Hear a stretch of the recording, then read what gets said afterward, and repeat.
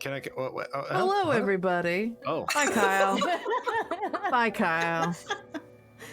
Hi, everybody. Welcome to Shenanigoons, the Book of Fables, that kind of sort of fairy tale RPG where you contribute to the chaos. I am Angela, your DM. This is Peanut. He's right here. And we have some lovely players this evening. Hello. Hello. Hello. Hello, everybody. Hi. The countdown begins. Oh God. Dun dun dun. This music is appropriately tense. Now, Baze is done with the clockwork noises. No more. I've had to talk to those people too much. So, we are in the home stretch, friends. This is this is chapter 62 of Shenanigoons, and it looks like, sorry, this is chapter 61. I even got the number wrong. Damn it. It's fine. I'm gonna fix it. It's episode 61, the Sacred Archive, which will all be fixed in the VOD. You'll see the appropriate everything. Which means, based on just how we're timing things out, we have tonight and then a finale. But next week we will do a recap. We'll do it like a post-mortem, assuming no one died today. We will do a post-mortem. And it's a little post-mortem. Yeah. But we're gonna do a little recap about how the show was, what you liked, what we want to try to do next time, that kind of stuff. Dreams and wishes, it's something I haven't been doing. Does that mean I should have some ideas to talk about for next season? No. Maybe? But if you want. You don't have people to. Could maybe, if you have like a burning question. Oh yeah, next week will campaign. definitely be questions. I will put a lot on the table, depending on, let's say this, depending on how the finale, how we set up the finale tonight, we'll see. We'll see Yes. what happens. We could always do a reunion. That's very true. Like an Andy Cohen. You are always welcome to get drunk and be messy with us. So, Oh my god. standing invitation. We still have to do Shenanigans After Dark. We do. We will do it. We're gonna do it. We're gonna record it. I can't We're gonna imagine goof we off. wouldn't have Oliette back for that. I wouldn't miss it. I feel like it's I can't wouldn't wait be to natural. just make a new character of someone who works at a fantasy sex shop. Fantasy sex shop. Wait, no. We don't own that. Never mind. Oh, Don't know if that's any- my ringtone for work, and that's all I'm gonna hear now when it goes Oh, off is no. fantasy sex shop. When see, here's the problem though, when you watch Dimension 20, the new Starstruck campaign, and all you can think now is pleasure buddy. Ooh. It's funny.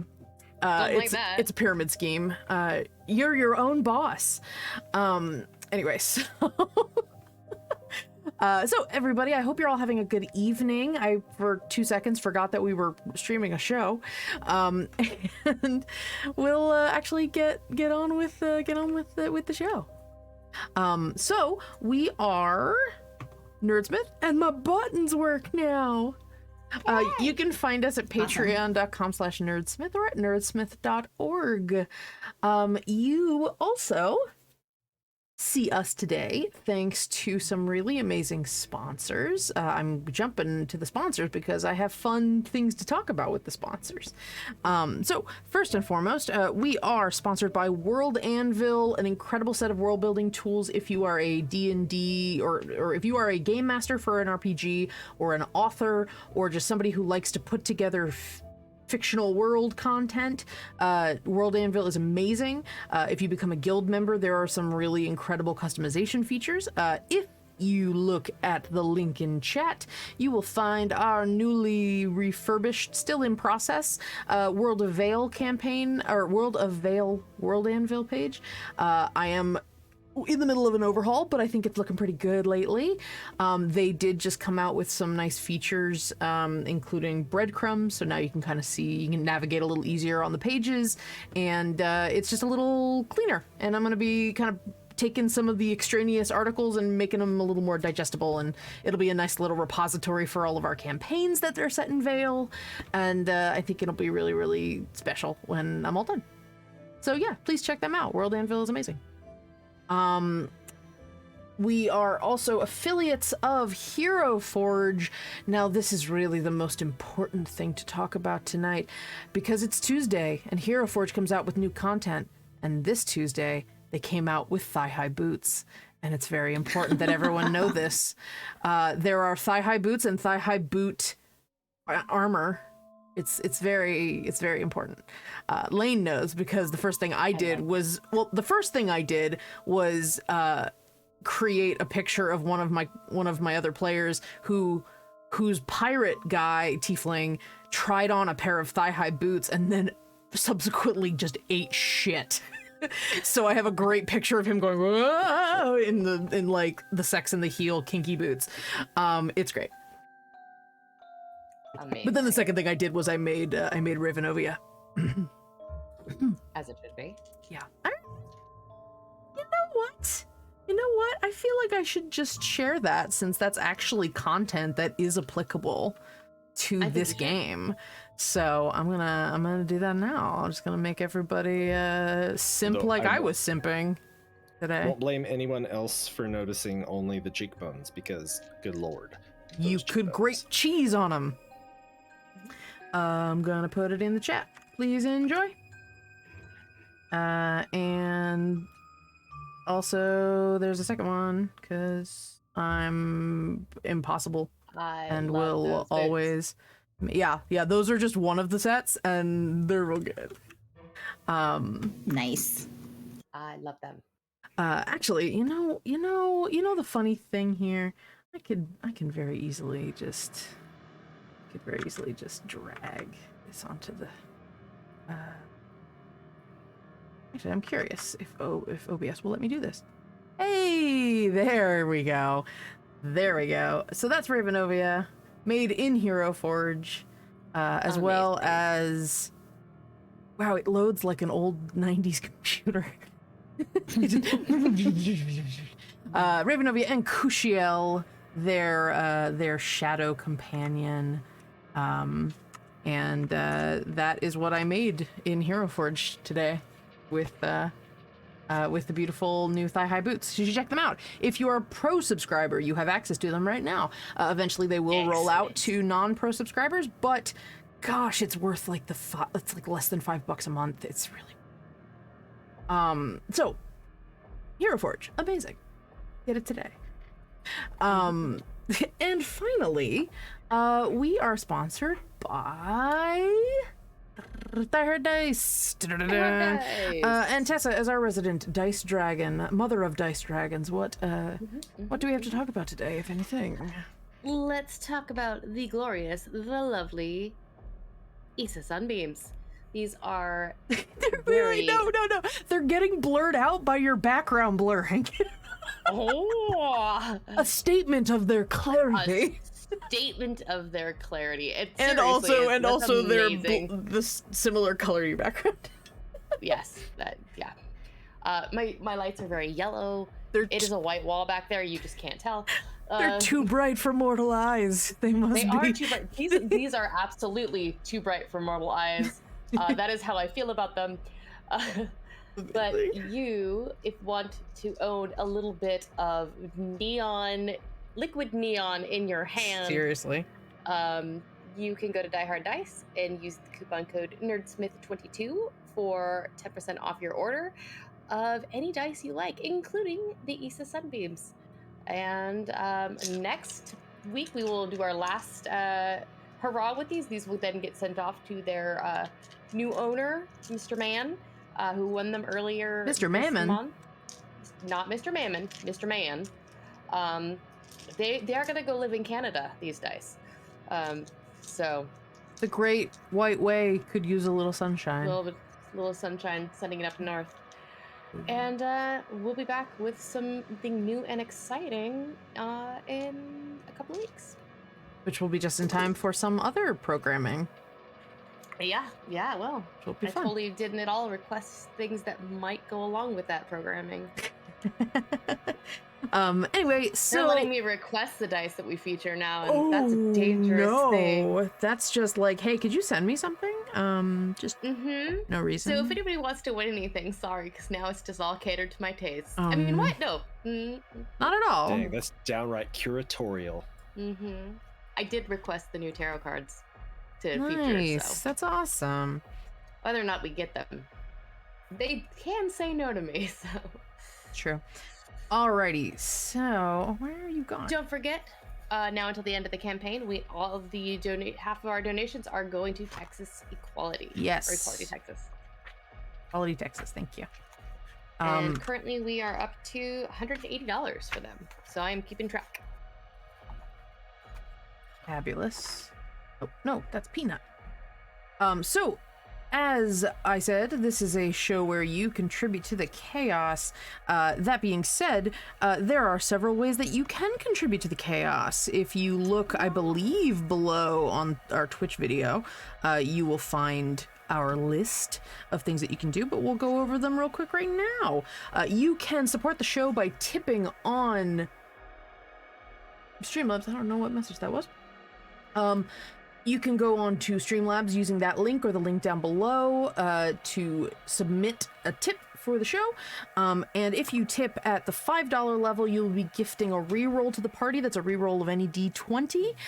If you tip $15, you cause us to spin on the wheel of causality, choose the player of your heart's desire, and make them deal with some nonsense. It's great. It's a good time. If you donate $50, you will trigger a Deus Ex Machina, and it is giving one player of your choice 1 minute of DM powers. I'm so proud of that particular one because honestly, every time one of you has gotten that power, it's been wonderful. So I appreciate all of you for using your power with responsibility.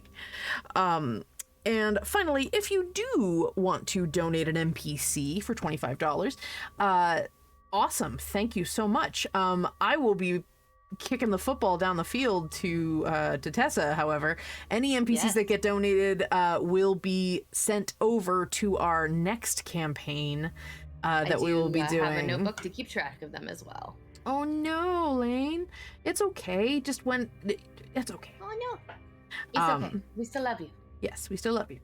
But those are the things you can do. Let's do a quick recap. So, last time on chapter 60, because today is chapter 61, because I have it correct now. Previously, you were in the middle of a goddamn combat scenario. You were fighting several uncomfortably familiar faces, namely Kat, Keturah Youngtaker, the half-orc arm wrestling champion that you had befriended in Chanterelle. Yeah, thank you. In Chanterelle. I had the word, like I knew what it was. It just wasn't like exiting my mouth. You made friends in Chanterelle. Harland contracted and subsequently lost a bit of a crush due to things happening the exact same session. Or like the session after. Listen, a whole lot happened in a very short amount of time. What happens in Chanterelle clearly bleeds out into every place you go. It does not stay in Chanterelle. Nothing stays in Chanterelle, as we've seen, as Kat has been had been taken by a uncomfortably familiar sight, the Gargoyle's Gauntlet that had been on Valain's arm, the one that you lopped off in order to save him from the Lord of Tales' influence. Tora was much further along in that influence than even Valain had been, and you got into some combat after she and a resin ink copy of Amadine, hereto henceforth known as Maladine, also took one of the kittens, and you had to basically square off in order to get them back. Oliette was a little behind and saved Pinball from what was certainly going to be an unpleasant experience when a mysterious, totally unnamed and unknowable shadowy figure appeared, of which you were pretty sure that was Mertenshaw, the Lord of Tales, trying to punch his way through to the Sacred Archive.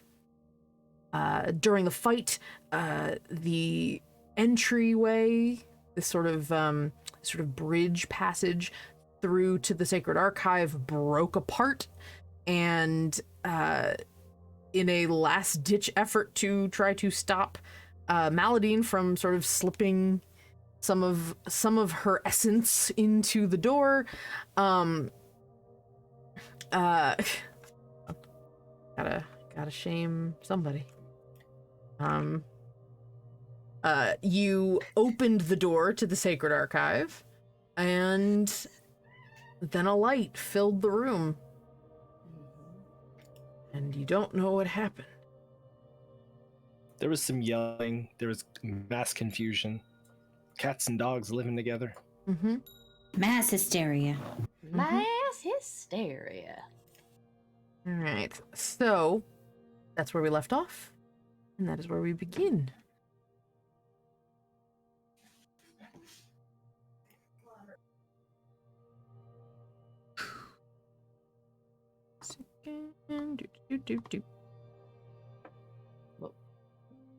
Oh, it's echoey. Don't worry about it.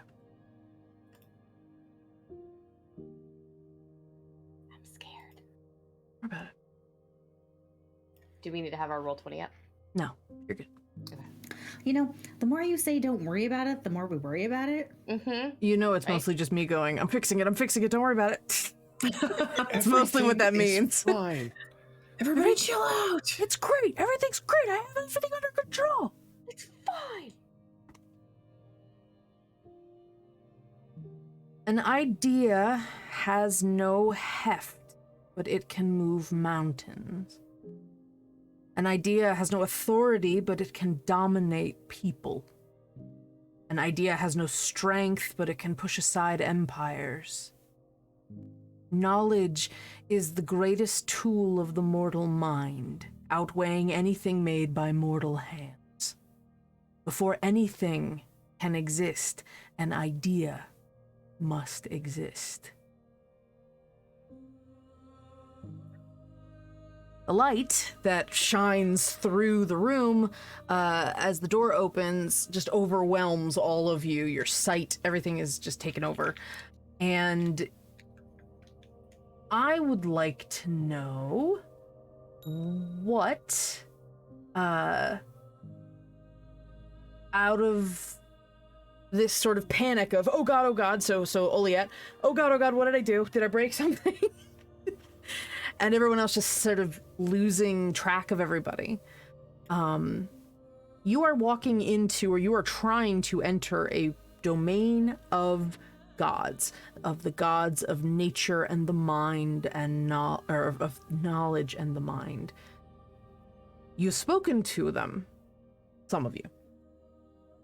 In the moment,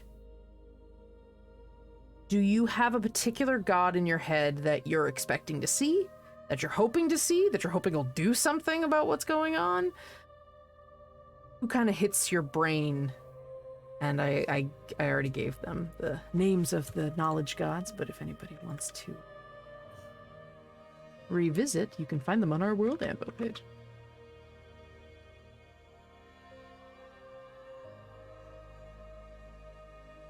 Anybody can go, or I can call. It's fine. I think Haru is knowing that she and Sopek did not see eye to eye. I think her mind goes to Kepeth, actually. Okay. Kepeth, the god of the god of tempest and knowledge, god of navigation and chartering a course through the sea and by the stars. Okay. I think that with her connection to Button is where she That's goes with that. right. That's a good call. That's a nice little, like, full circle. Because little big boys, maritime economics.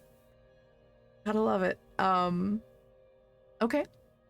So, Paru thinks, or beseeches, or calls upon, or is pissed at Kepith for not doing anything. Anyone else have one? I think Beza would be thinking of the Kenzerite, who she just met today. Although I imagine for her it's kind of like a, hey guys, can we get some backup? Sure. The twin gods of war and stratagem, the sword keeper and the wolf. Very good. Who else? I mean, I think Oliette is still leaning on Ygritta quite a bit in this. She's the first one that we spoke to. She was the one that basically set us on this leg of our journey. So I think, I don't know, is she going to be here? Like, it's really rude to invite people over if you're not even going to be home. Like, what is that? Yeah, like, why do we have to, like, ring the doorbell and then just wait? Right. You were expecting me, obviously. Okay. And, Kyle? Well, after hearing that speech in his head, in his ears, That was more of a meta thing for everybody. Oh, okay, all right. So he didn't Setting actually the hear mood. that. All right. No, it's just setting the mood. All right. So I think going into this, I think the thing that would pop into his head was the repeated instances of show, don't tell. Okay. And so I think that he'd be like, all right, motherfucker, like, you better show, don't tell. Turnabout's fair play. Turnabout's fair play. Yeah, exactly. All right, so Akoshin. Akoshin, the god of knowledge and arcana. The idea of understanding and wielding magic, specifically of understanding the depths of it, and it's just the worst academic possible. All he does is research, and does not like teaching, but he has to keep tenure. I've had that, Professor. That is too close to home, Angela. My parents are both professors, I understand. Just me. Anyway, Yeah. They're not those professors, but they know those professors. Okay, so as the light just kind of burns, I need everybody to give me a D20.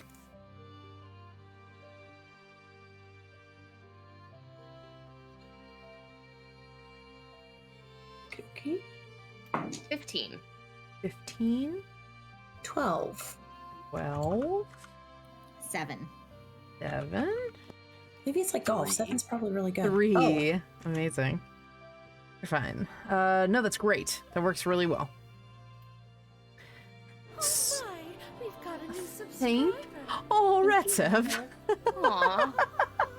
Well, I guess you can gift your sub to somebody else, Lane, when you get it back. That's very nice of you, Retsev. Our audience is awesome. Yes, they are. So, as the light blinds you a little bit, you have this moment of, you all do, auditory hallucination, you think, almost? You hear the beach. You hear waves. It's a very gentle sound. And as the light fades out, or rather the light dims again, like you suddenly get your vision back, it's actually not that relaxing because the sun is in your eyes. You are in fact on a beach. You're all on a beach together, looking out on the ocean. The four, you all, the kittens, and Pimble. And Villain? And Villain, sorry. You have a lot of NPCs, okay? It's my fault. Sorry, I just want to make sure there's nothing wrong with The my board. party is all there. And you're looking out onto the beach, and it's this massive, endless like you've got the ocean on one side and then nothing but sand on the other, like till eternity. It's a mix of sand and little pebbles and shells. The whole beach is covered in shells, and it's beautiful. It's got that just the right amount of like just the right amount of cold air.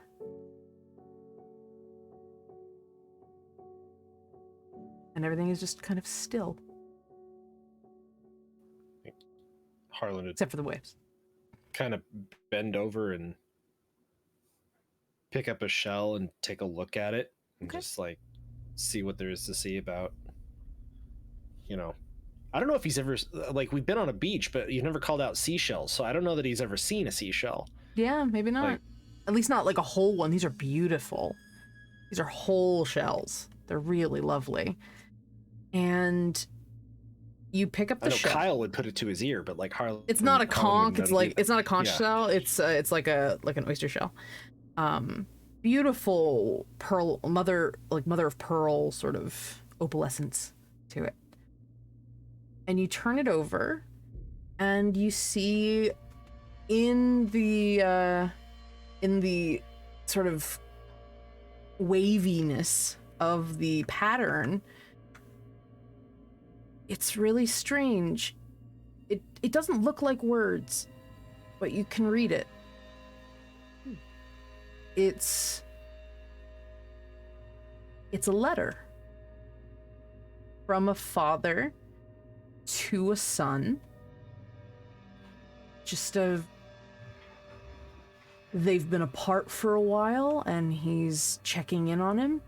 He's off on a work trip or something. Like, he's traveled to have more opportunity, so he went to another city. And I think Harlan would put the shell down, just seems like, personal. embarrassed that he's Seems reading, personal. Yeah, he's reading somebody's mail. It's like just kind of like, oh, I'm just gonna put that right back, as you were, gentlemen. Hara's gonna walk to the water Mhm. and kind of just let the waves wash over her feet for a little bit.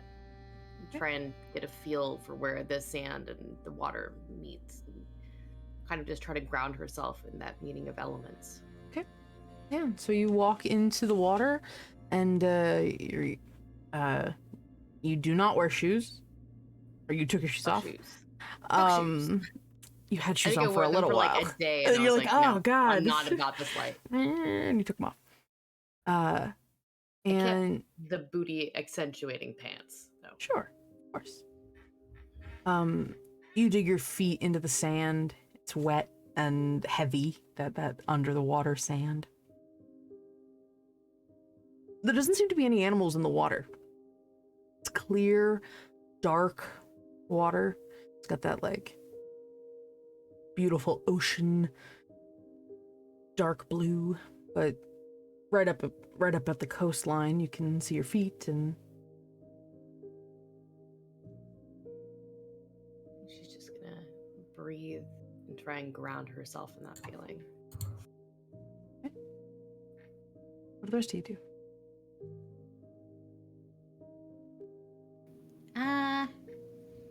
Is anyone else confused? Extremely. Only all the time. Pimble's This taking is like a his really terrible place to keep books. This doesn't feel like a library. It's not books. It's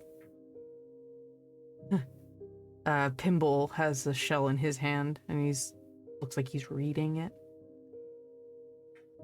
I'll just like peer over his shoulder.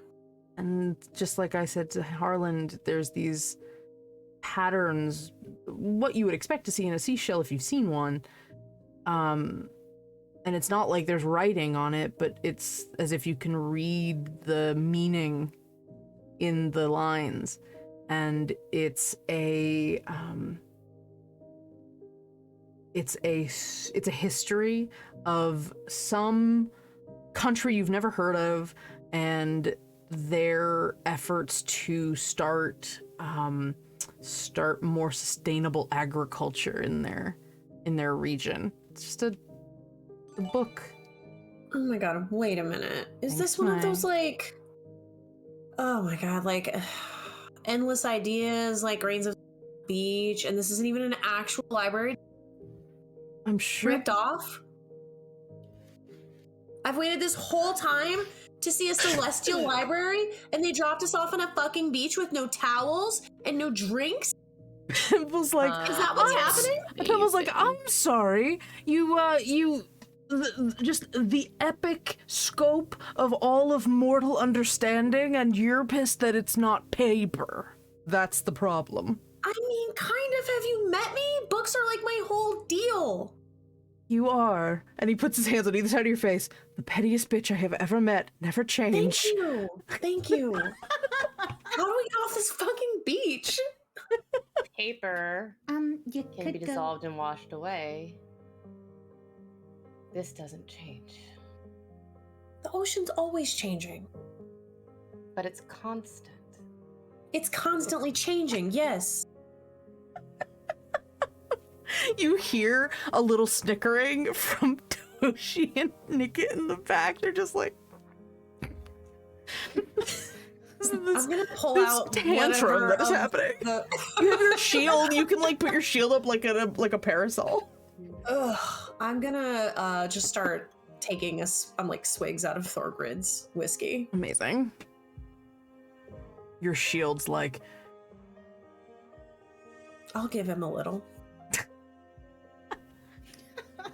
I get it. Part was like, screw it. Woof, and in. oh, okay, Um, that's happening. well, that happened. Blaine weirdly is just like, So Blaine's like, you've seen this before. hello, not in front of everybody. Greta or whoever is any. Who's spinning? Mike. Hmm. Nice of you to join us. Oh, hey, Mike. Michael. Hey. Friggin' Dermot. Dermot's spinning. So, you all are, Yeah, I who could have guessed? can't imagine. Well, as you're all wondering what is going on, let's find out. As long as it's not the one that sends me to talk to some weird higher power again. I will skip ones that we've done multiple times. Because again, I'm really bad at remembering to clear the wheel. Beza does not want to talk to the Mechanist Authority again. Oh my god, it'd be really funny though. But you're so good at it. You are. Although, You're honestly, like if she showed really up there insightful. again, she would probably just start like praying as hard as she could. Kenzerite, Kenzerite, Kenzerite, Kenzerite. Heather, show up have and deal you with not this stupid- heard of the comedy rule of 3? Like, come on. You've only talked to them twice. It's important. Mm-hmm. Mm-hmm. Not showing up today. Oh, are they on the bottom? They're underneath things. That's why. Oh, silly me. I'm always just like, why isn't this working? Oh, it's almost like I didn't have it on top of the screen. Anyway, so, let's spin the wheel, Beza. I don't know what that was. That was like me trying to do a drum roll. Okay, I can do that. All right. Just out of curiosity. I just want to see what'll happen if I go to again. I can never remember if that's the shrink or grow one. Yeah, we'll do that one. That's fine. Let's see.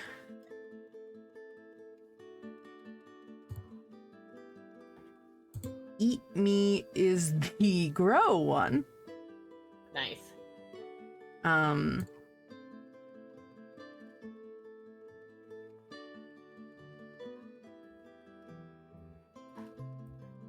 Yeah.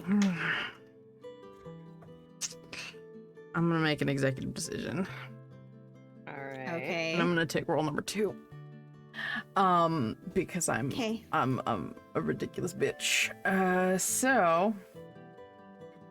Alright. As you're all trying to think about what what's the deal? Why are we here? And Beza, you're thinking about the Kenzerite, repeating their name over and over and over in your head. You hear a shout from down the beach. Oi there! Hello! And you see a sort of barefoot figure walking down the beach towards you. Is the archive supposed to have librarians?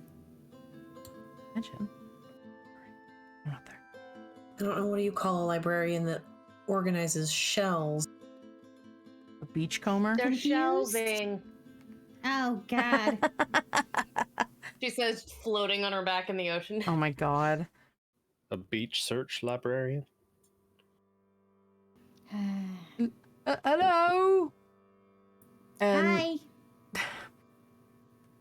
okay, here's the thing. Can we see who Yeah, who you Baze see is it. talking? Okay. Yeah, you see this fella,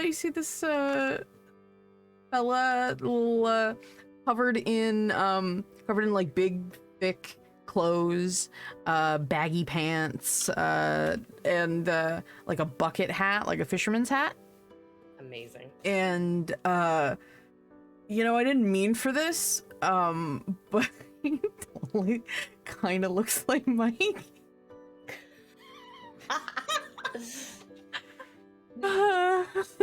He just reminds me of Oh my Mike. god. Well, Yep. This is what you get, Mike. You get put in the game.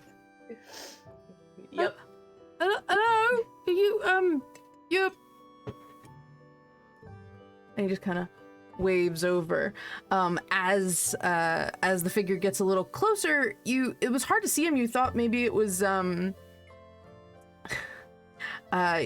like mirage, like it might have been too bright out, so it was hard to focus on him. But you realize as he's getting closer that he's actually a little transparent.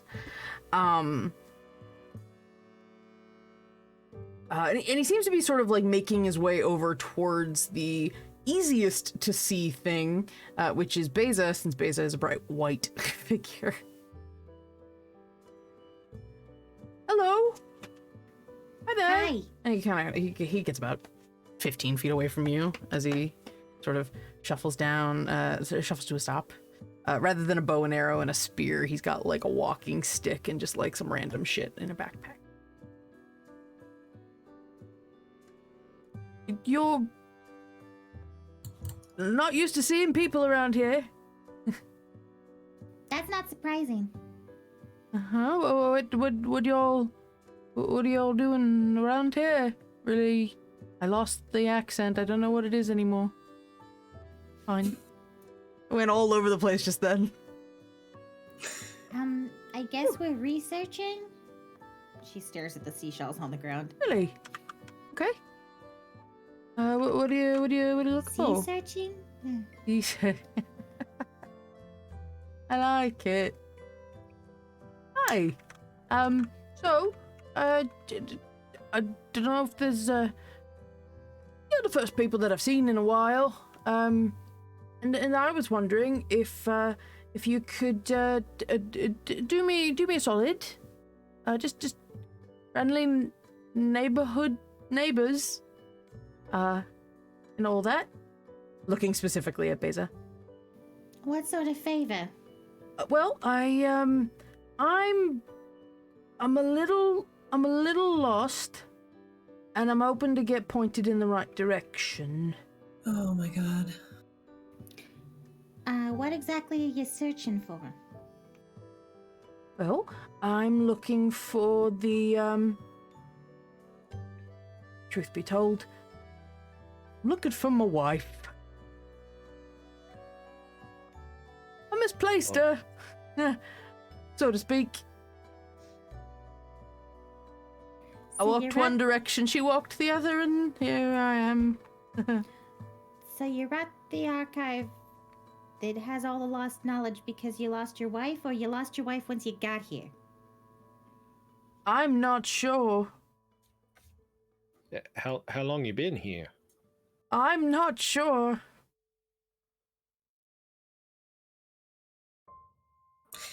Okay. Were you You want to give me an see-through when you insight got check, here? Oliet? What's up, Besa? Were you see-through when you got here? Eat through. What do you do? Oh, look at that.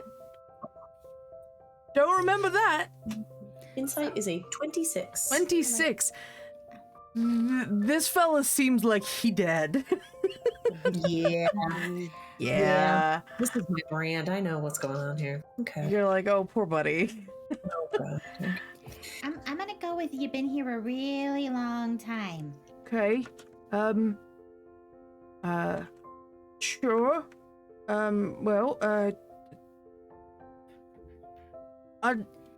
Let's Okay. let's start with a name. What's your name and what's your wife's name? sorry, Ingram Oxwhisker. My wife's name is Madeline. Also Oxwhisker? Last time I checked, yes.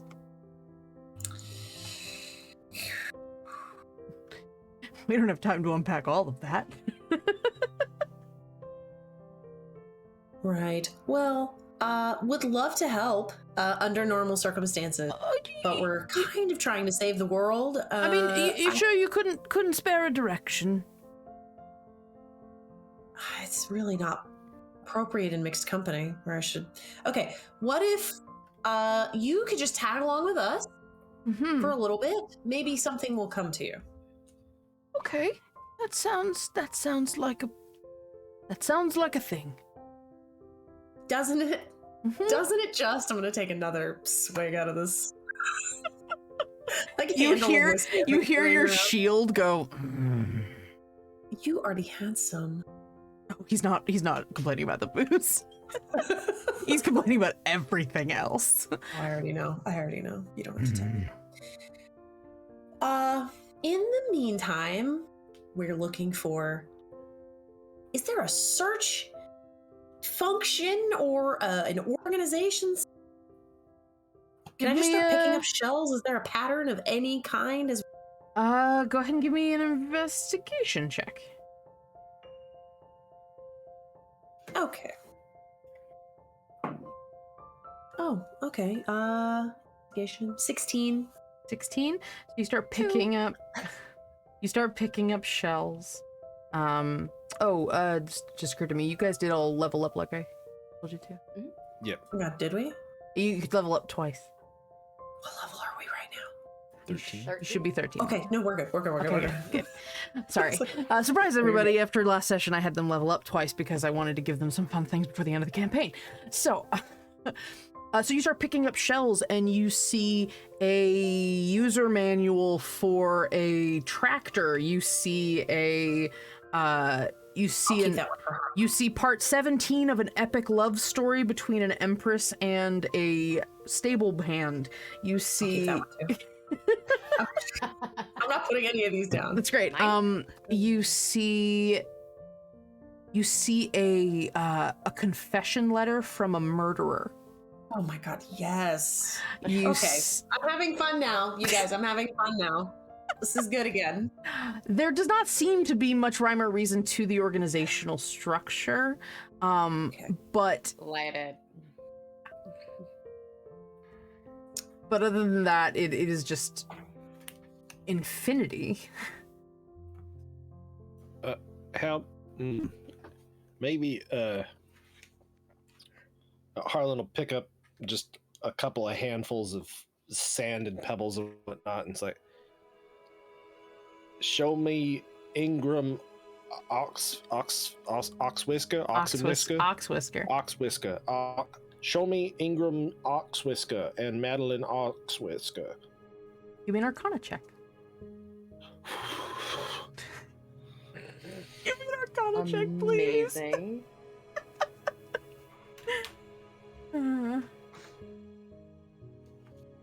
I'm a Tides of Chaos hit.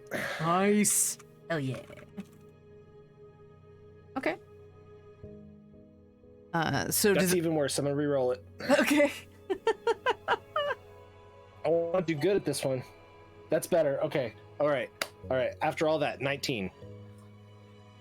Hella Laura. 19. Yeah. Okay. Sorry, it's just the message. Oh no. The message just made Oh me no, I laugh. just saw the notification on the stream. Oh no. Oh no. Oh boy. So, as you sort of blow the rocks and sand, some of it gets in your eyes. I should have had you. That was a mistake. I should have had you roll for survival to see if you could determine which way the wind was blowing. It's in my eyes. I can't. But as you do that,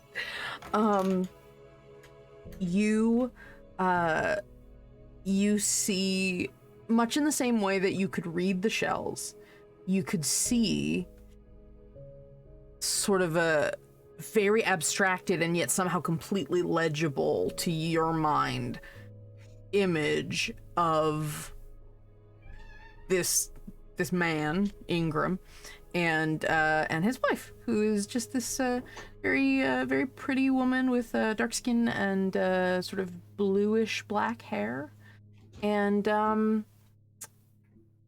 they're just kind of hanging out. It's a little more. It's more pleasant than American Gothic, but at the same time, it's a little that where they're just kind of like hanging out in a very modest farm home. She exists, as best you can tell. I saw her, I think, before I got temporarily blinded. You did. Wonderful. I'm Yeah, she gonna got- lean in towards Harland. Was there a date on that, or? He seemed about the same age as he is now. Nope, that's not what I'm asking. I'm telling Was there, like- Kyle. Okay. Was there like a? I guess being familiar with with farmsteads, was there like a ox whisker ranch established such and such and such? Like, No, there was no such date or any indications of Right. anything. But I mean, nothing looked any more or less modern than what your family's farm looks like. So this was definitely a smaller operation, but doesn't seem like it was ancient times or something. Okay. I can tell that she existed. That's a good thing. Okay. Well, I know she existed. I told you that. Yeah, well, yeah. Now I know she existed because you knew she existed, and now I know she Well, existed. So now we both know she I'm existed. glad. I'm gonna do them in the order they came in. Harland. Man. Friday. Oh my god. Again, full circle. Cool. Didn't we get that in a combat before? Yeah. Mm-hmm. Our did. first combat. Okay, so I want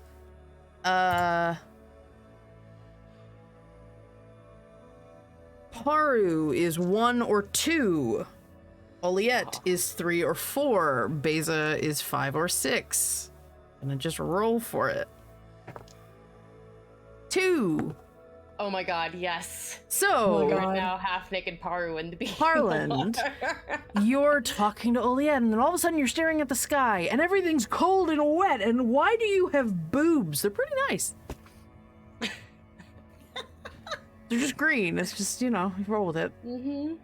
Still a gem, just still a jewel tone. I just want there to be. This is gonna be. Oh my god, I have no filter tonight, so I apologize. I just want there to be like a love bite, like on one side, just to be like, Oh, yeah? I did not need to know that. Oh my god. Don't. I think party. something is very wrong. Mhm. I'm not exactly sure what happened. I think I know what happened. Harland, can you float? Do you know how to swim? Does Harlan? I know feel how like to you know. swim? I feel like in the book you would have learned how to He swim. got chucked into a pond or something. Like All kinds of yeah, he swimming know how to holes. Yeah, all kinds. Tessa. Yeah, when we went noodling, I had to know how to swim before you could go noodling. And you I gotta feel noodle. You like- gotta go noodling before you go canoodling. So. I feel like something has gone very wrong here. This was not exactly how I envisioned this happening. This is Mhm. this is a very lovely view from up here, though. You imagined this happening before? No, I can't say that I have. Hmm? I mean, I've kind of wondered what it would be like to be tall, but I mean, I have not. This is very weird. Why are you both talking funny? Hi, I'm Harlan Firebranch at your service. Oh no. So what's happening? I just wanted to clarify to everybody that they've switched minds. Okay, so they're in the same spot. The people are in the same spots, but the other person is in their head. Yeah. Just for clarification. These are not mine. Oh my god. I mean, They did the switch thing like Harland and I did during that one fight at the Firebranch Ranch. Why is great. it always Harlan? Oh, I'm just gonna take my hands off of Harland, I guess. What? Oh, sorry about that. I was trying to get too upset. Don't worry about it. Just don't worry about it, Paru. I've had enough of this. I'm gonna put the whiskey away. Yeah, I think you have had enough. We're gonna spin for Oliette now. Oh God. I just want it again. That's all I want. That's all I want in this world. Oh, dear me. Okay, that's not what's happening, but it's fine. I don't think I can do Baze's accent, so It would be we don't get hilarious. No, I would just roll again. We'd do another wish. We'd see what happens.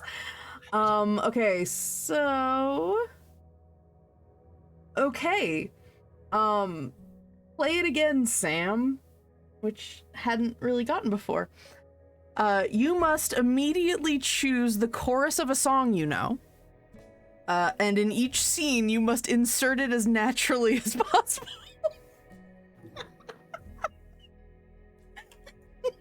I'm gonna say you can think about it, but you have to insert that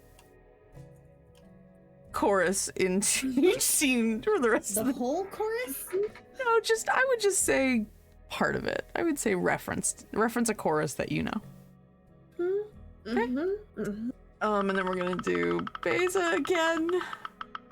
Oh god. No, we're not doing that. Oh, no, we are doing that one. We're gonna have a whole bunch of nonsense tonight. So, whose line? Let me grab a couple lines for you, and I will send it to you. You must do them in the order I send them to you, and then you have to say them. You have to tee them up for yourself, and then say them. Yeah, I remember this one. Let's see. This is distinctly strange being fuzzy. Yeah, it was I'm weird not when it used to happened to me too. And tall. The tall thing is weird. The tall thing is a little disconcerting. Wait until you try to cast his spells. That's a hoot. Well, I can cast spells. I mean, that's not... Yeah, but I don't know. It was weird. I told something to stop and a spell shot out of my fingers. I didn't know what I was doing. I almost want to watch you try and do wild magic, or wild shape, Harlan. I feel think like that that would be would be hilarious. Dangerous and horrible idea for everyone. I think you mean entertaining. I think I might have just spored. You see some little motes floating. Yeah, you get used to that. I thought you had to want that to happen. Does it just happen? Strong emotions kind of like set things off sometimes.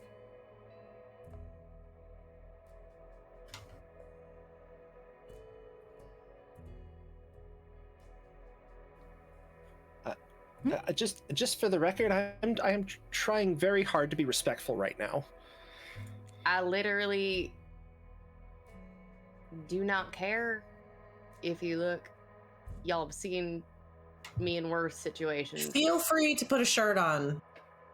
No one, it's fine. Yeah, that's fine. If you want to get out and put the shirt on, it's fine.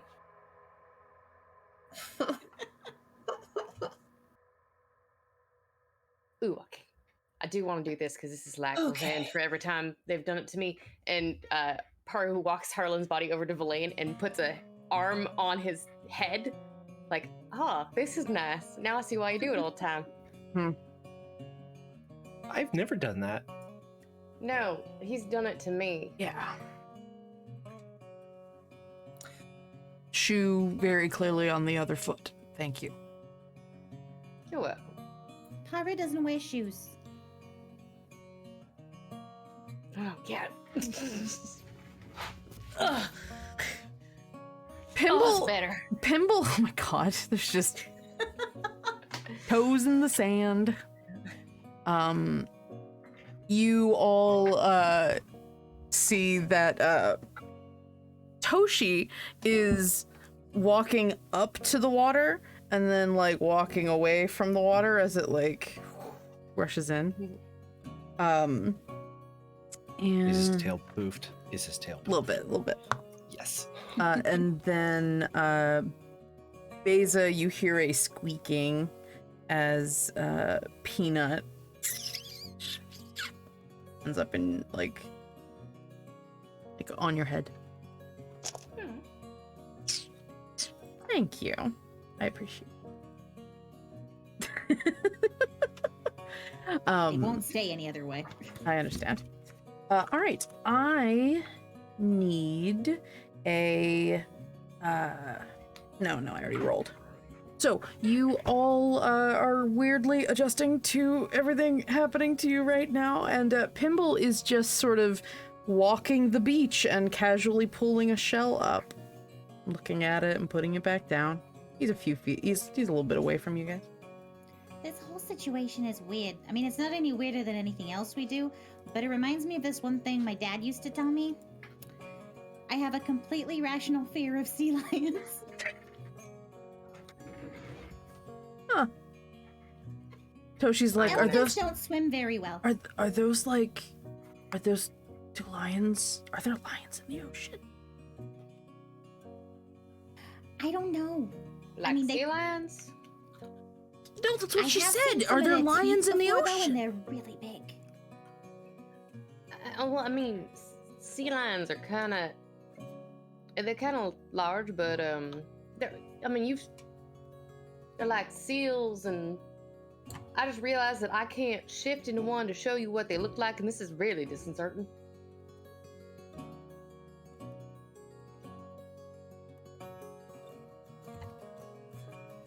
They're catfish, though.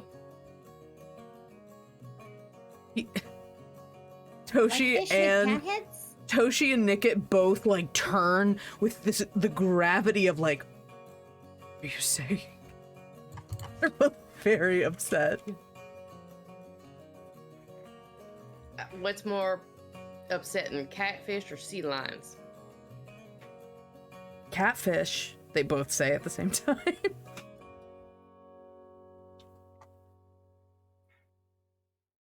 That's fair. You have all been very distracted in the last few minutes to a point where you have lost track of time, and you also don't realize until after the sun starts setting that the night is falling in a very truncated sort of like sped up, like unexpected, like suddenly it's sunset. It's beautiful in the water and everything, beautiful colors in the sky. And just as soon as you notice the sun setting, it's night. And a brilliant canopy of stars starts twinkling above. I feel like we Oh, skipped a that's few pretty. stages of the day. In the same way that you could read the patterns on the shells, in the sky, constellations, you start following you drawing imaginary lines in your head, connecting some of the stars, the brighter ones. And as you do, you have this sense of absorbing information, like you're reading something. Again, your memoirs and letters and meeting minutes and historical records and job contracts and children's There books. once was a halfling from Ashport. It's already kind of dirty. Mm-hmm.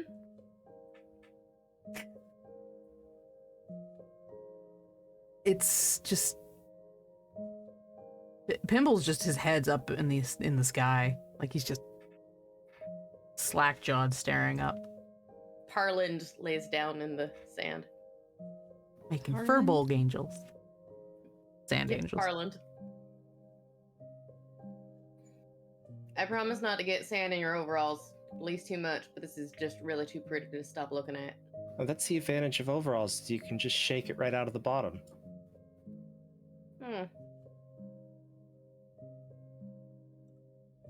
Noted. Sand. You can shake sand right out of the bottom. I figured. I just don't wear clothes and then I don't have to deal with it. I mean, I tried that, but I don't. Apparently, when Harlan and I switched bodies, it was not particularly welcome. Hydrate. We're at the ocean. Don't hydrate in the ocean. Don't drink salt water. Hydrate when you visit the ocean, but do not But hydrate. do not hydrate with ocean from water. the ocean. Yeah. Right. I mean, to be fair, I don't have to wear clothes because they were carved onto me, so it's a little different.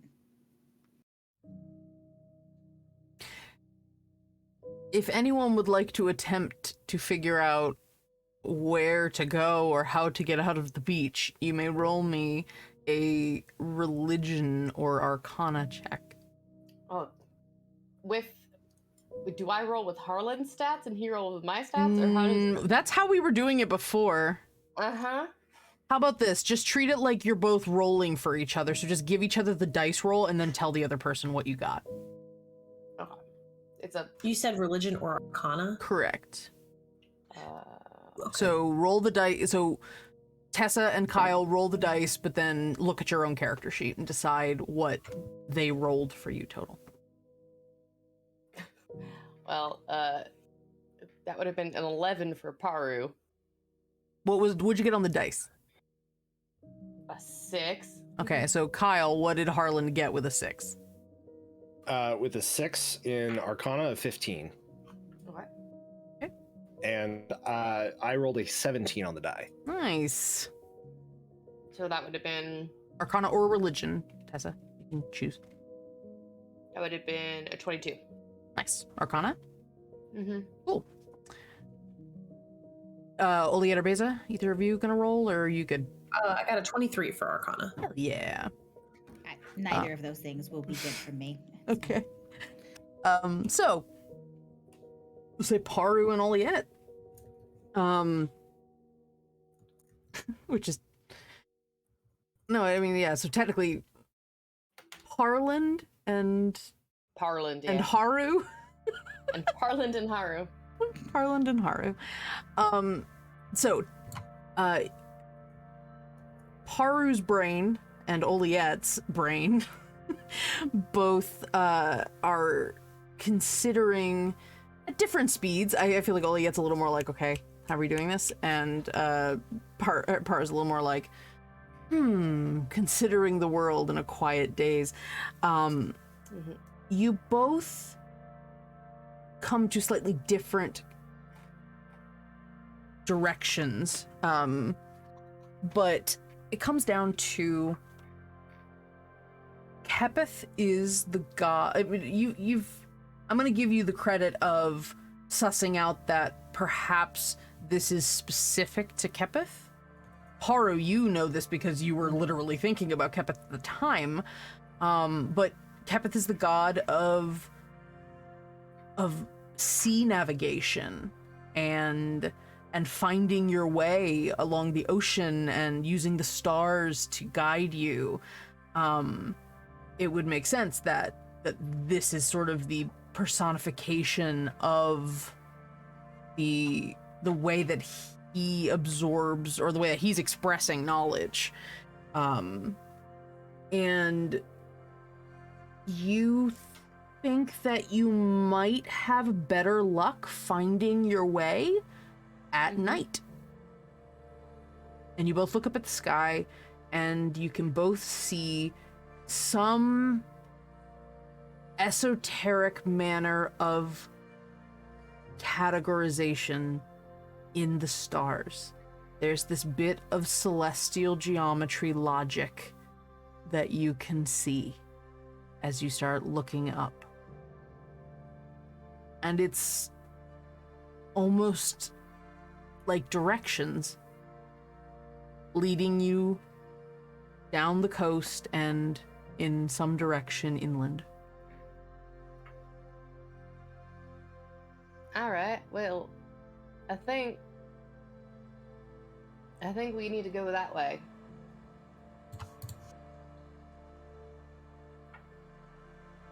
Okay. Thimble kind of glance up. Sure. Yeah, I guess we can go.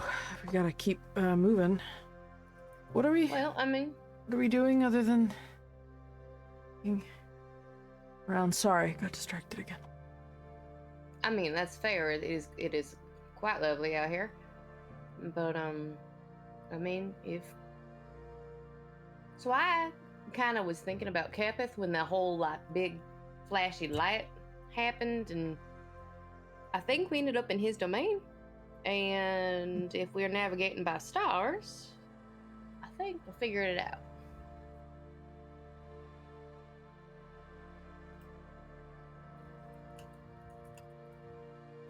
All right. Well, that's better than nothing. Toshi's just like, lead the way. Alright. It's weird you being taller than me. I agree. I am not particularly comfortable with being tall. I kind of like.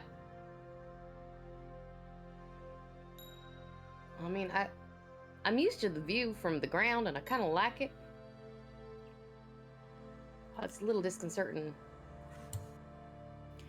It's definitely a strange day. Yeah.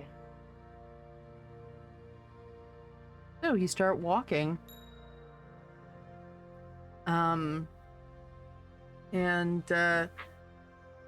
As you follow Haru and Oliette's sort of instinctive understanding of what's going on in the sky, you start feeling like the sand is starting to give way to a little bit of grass, a little bit of plant life. This looked like an unending beach, and you start to see that it's actually turning into more grassland.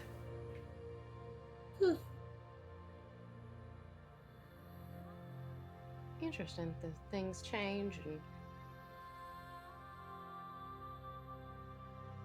I think Kevith and I could come to an understanding.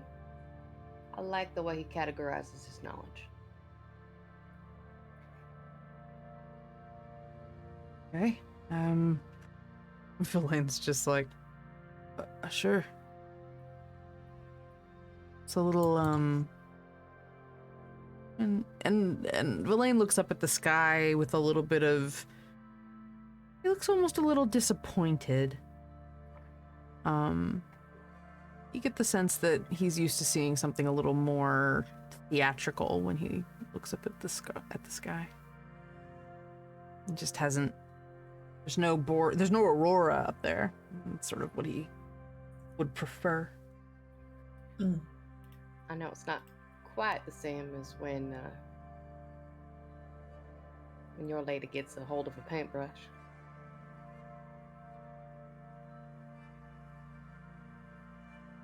You don't think that was Almadine, do you? No, I don't think so. Good. I really wanted to kill her. That'd be fair. I did too. But no, I don't think it was Amity. Great. Cool. I am sure Amadine is safe and waiting for us to return to the book to say hi and give her hell and tease her some more. Uh-huh. Yeah. Look,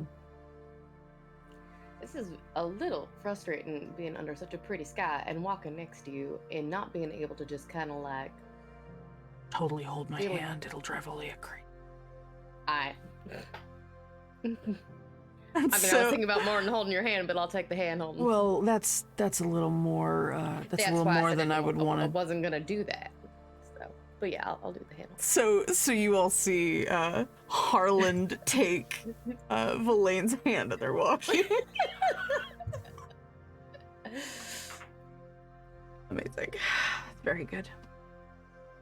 And it takes them a second because the height difference is so different. They're both used to holding hands in a very different configuration. And so it's like, it doesn't feel right. And they're just like changing hands, like, trying to this figure is out the right way to weird. do it. So as you are making your way across what has now become a plain of grass, you reach the crest of a hill. And then as you get to the top, you see down below a city in ruins. Like, we're talking Pompeii level, like just decrepit, ancient, crumbling city. It's vast. But, like, there's barely any standing buildings. Did Merton Shaw already get here? I hope not.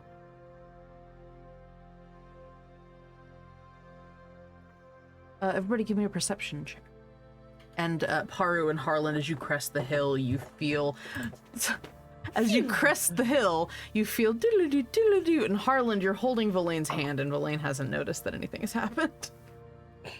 He's just kind of like moving his thumb against your hand, like it's very intimate. Paru doesn't So say are we back? anything. She's just Are we like, back? yeah. Like, Yeah, you're okay, back. okay. You're back. Paru Verlaine doesn't say hasn't. anything. She's just like, Verlaine- I'm gonna see how this plays out. Verlaine has because not she is a noticed shit. at all. You got real soft hands. Thanks. I was using moisturizer. You had that stuff, and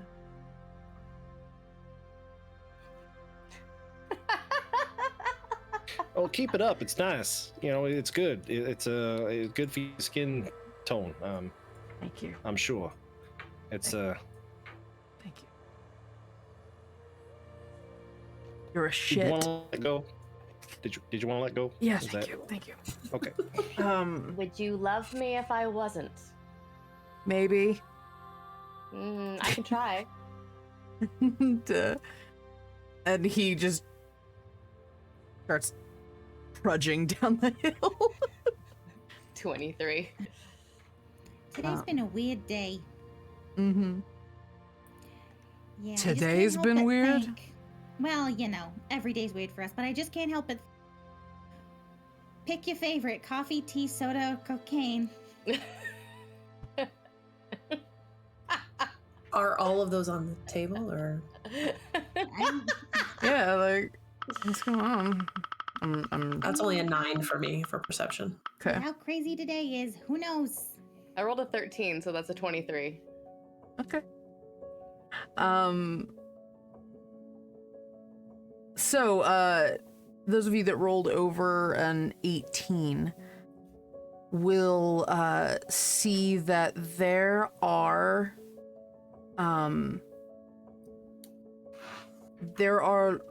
little motes of light in the distance, like amongst the ruins. It's night still. And or maybe getting a little close to sunrise, and there is a thin, well, not thin, sorry, the opposite of thin. There is a thick layer of dust and ash and cobweb over everything here. And as you I assume you guys are you going down, or are you just looking from a... Mhm. So as you head downward, you see that there's like little flakes. It almost looks like it's snowing, but you realize that it's just ash and dust, and you grab a piece and it's paper. It's like a little fragment of a page. And you look at it, and there's not much written there, and it's faded and old and almost illegible, but yet you feel like you're reading an entire sentence when you look at it. And it's just like a note that you'd find scrawled on a wall. For a good time, call what's the way before you kiss the name and the number. And when they say that, they just mean like holler for them. Send a message in this direction. Oliette, as you're walking along here, there is something sort of depressing about this place. It's apocalyptic. It's gone. There's nothing left here to remember or to understand or anything. And you're walking through, and you kick through a little bit of debris and sort of this ash, and you find underneath a book. You kicked a book accidentally that was under the ash.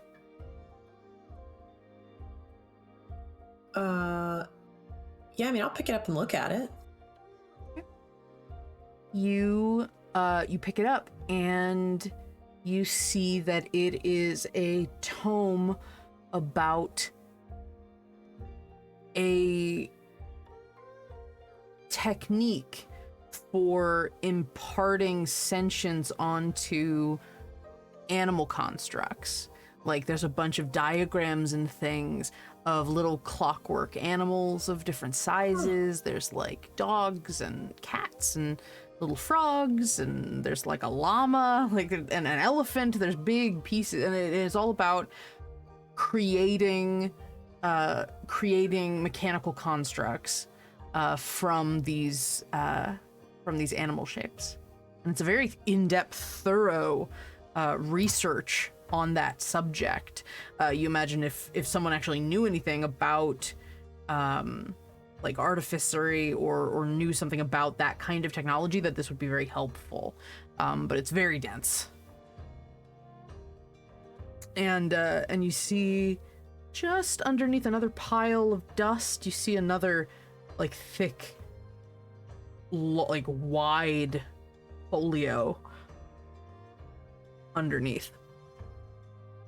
And you all start seeing books or murals on the walls that if you just like brush something away, you can read. And it's the same kind of thing. It's an expression, an interpretation of how to perceive information, how to find it. And at a certain point, Oliette, it feels very on brand for Ygritte. But it looks like everything was burned down, or it just looks like the city looks ruined, and yet you can find amidst the rubble all the information you want. Like all the information that would be here. Okay.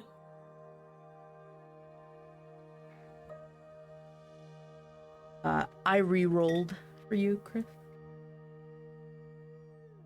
Oh, if you want. I don't know. I can't okay. I am You're not. I was like, it's fine. I rolled a good one, so we'll do that one. Oh God. You start. It feels like hours are lost in this city as you're moving through it, and eventually, in the distance, in the echoing distance of this ruined city, you start to hear music. You start to hear drums and horns, and there's cheering. You see Nickit kind of jump up onto some, like, half-destroyed stairs, trying to get a higher vantage point, trying to see what's going on.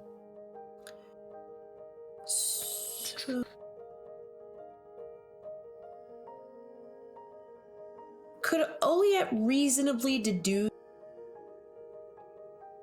with an intelligence score of 19 that we just need to ask for the knowledge similar to the beach, and that's how you find things? You could try to do something like that. Sort of what Harlan did. He just asked. You're not sure if he did anything. Speaking of, Harlan, can I get a D10,000 from that Tides of Chaos?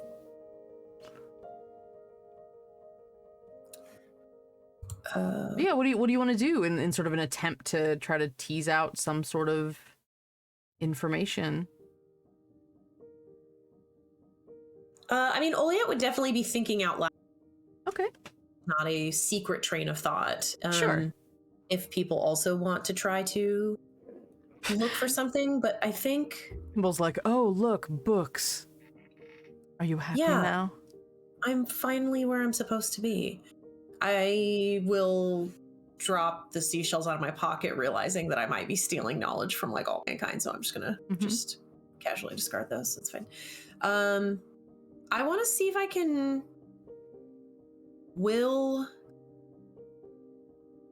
I mean, we're here to look for something specific, aren't we? We're looking for what are we looking for? Are you asking that in character or out of character? Like, in character. Like, okay. Are we looking for the original book?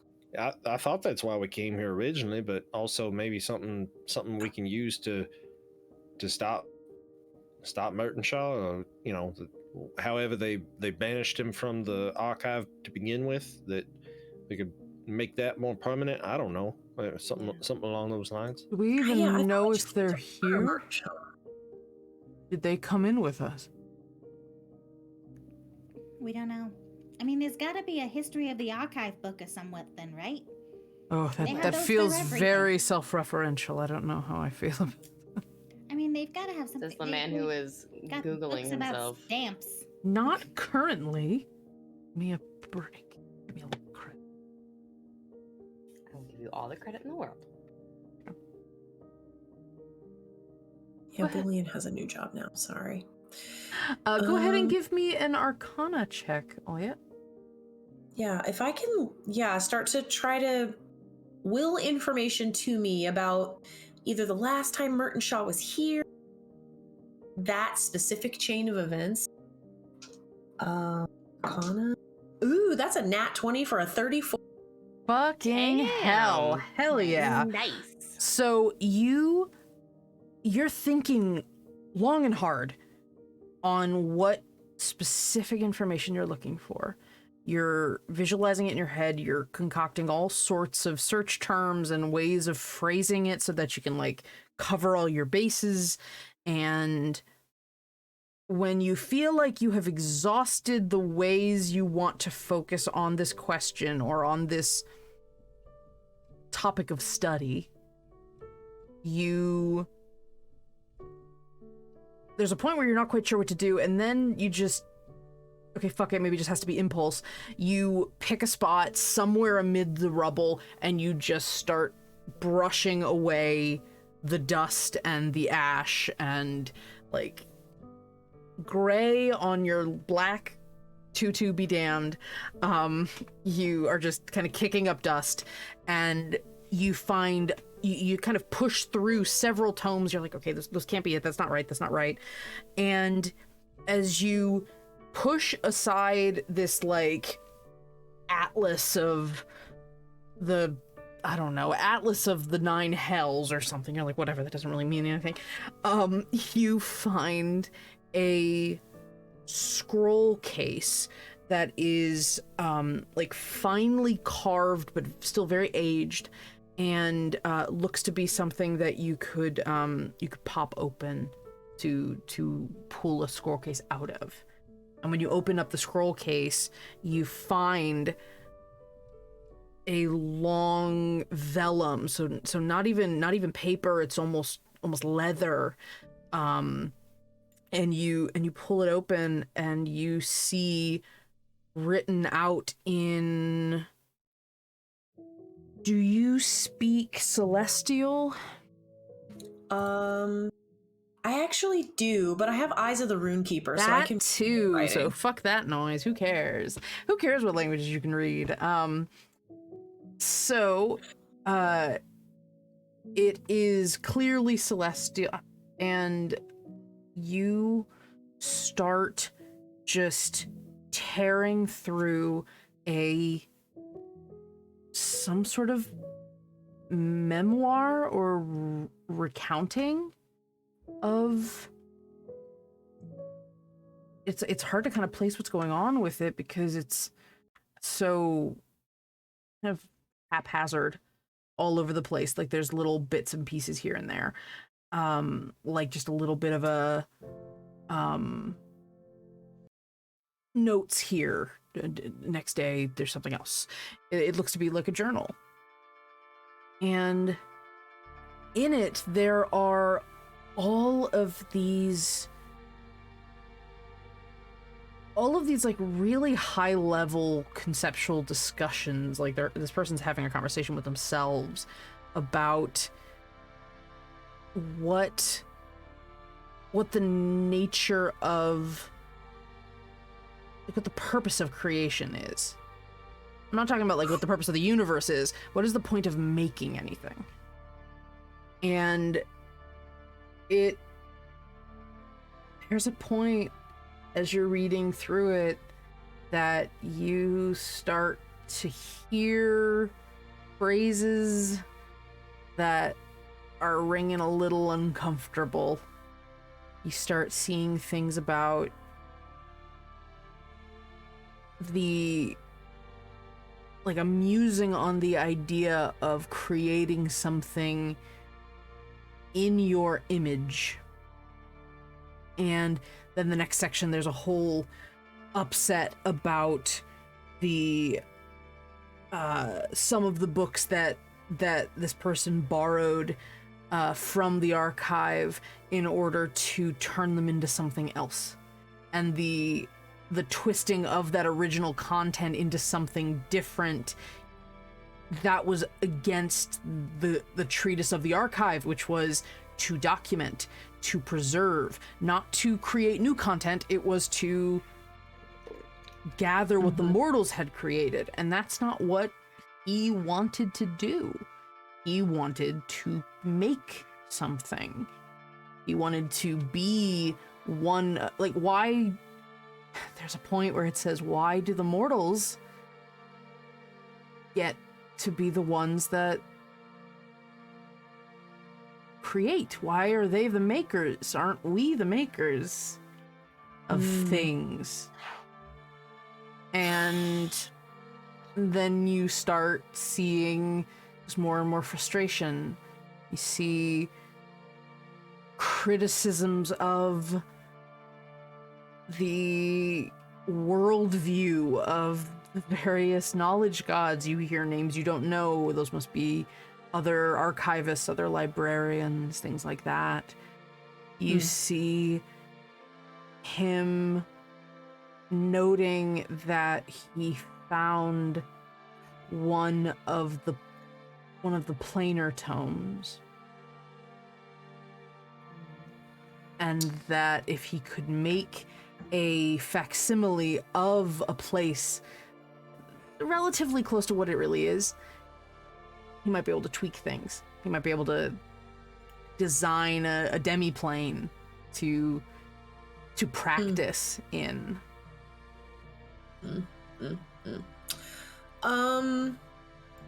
Well, I think I found something. Yeah? It's a murder wall. It's a Merton wall. Where to show off? So you show everybody the. Yeah, I'll show them and give a very brief synopsis for anybody who isn't able to read it and share that information. What a narcissist, am I right? Can't stand them. Anyway, so That's terrifying. this is problematic, right? This is probably pretty bad. Yeah, this is not great. This is awful.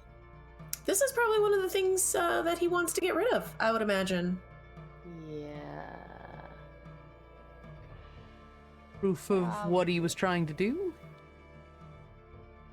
Well, my understanding, and I could be mistaken or misremembering, although that's not like me, is that he was basically coming Pimple back just to... has this eye roll, but like a grin on his face.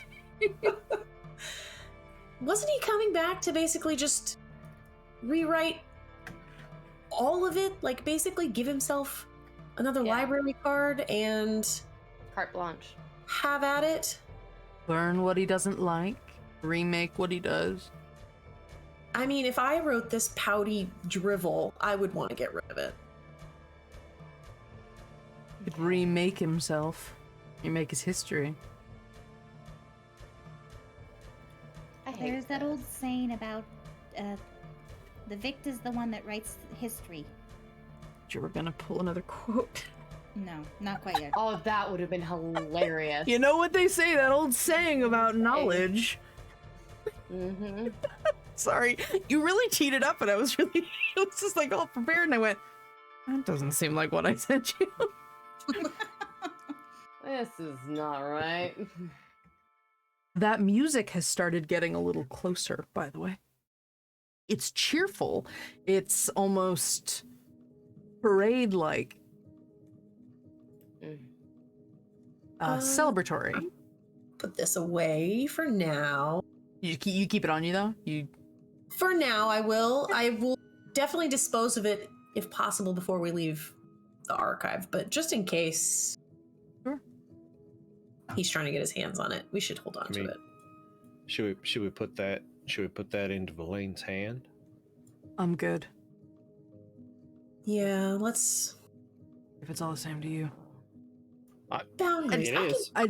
I'd rather not have anything that has his brain vomit all over it. No judgment here. I just know it's a safe place, that's all. Yeah. Yeah, you would know.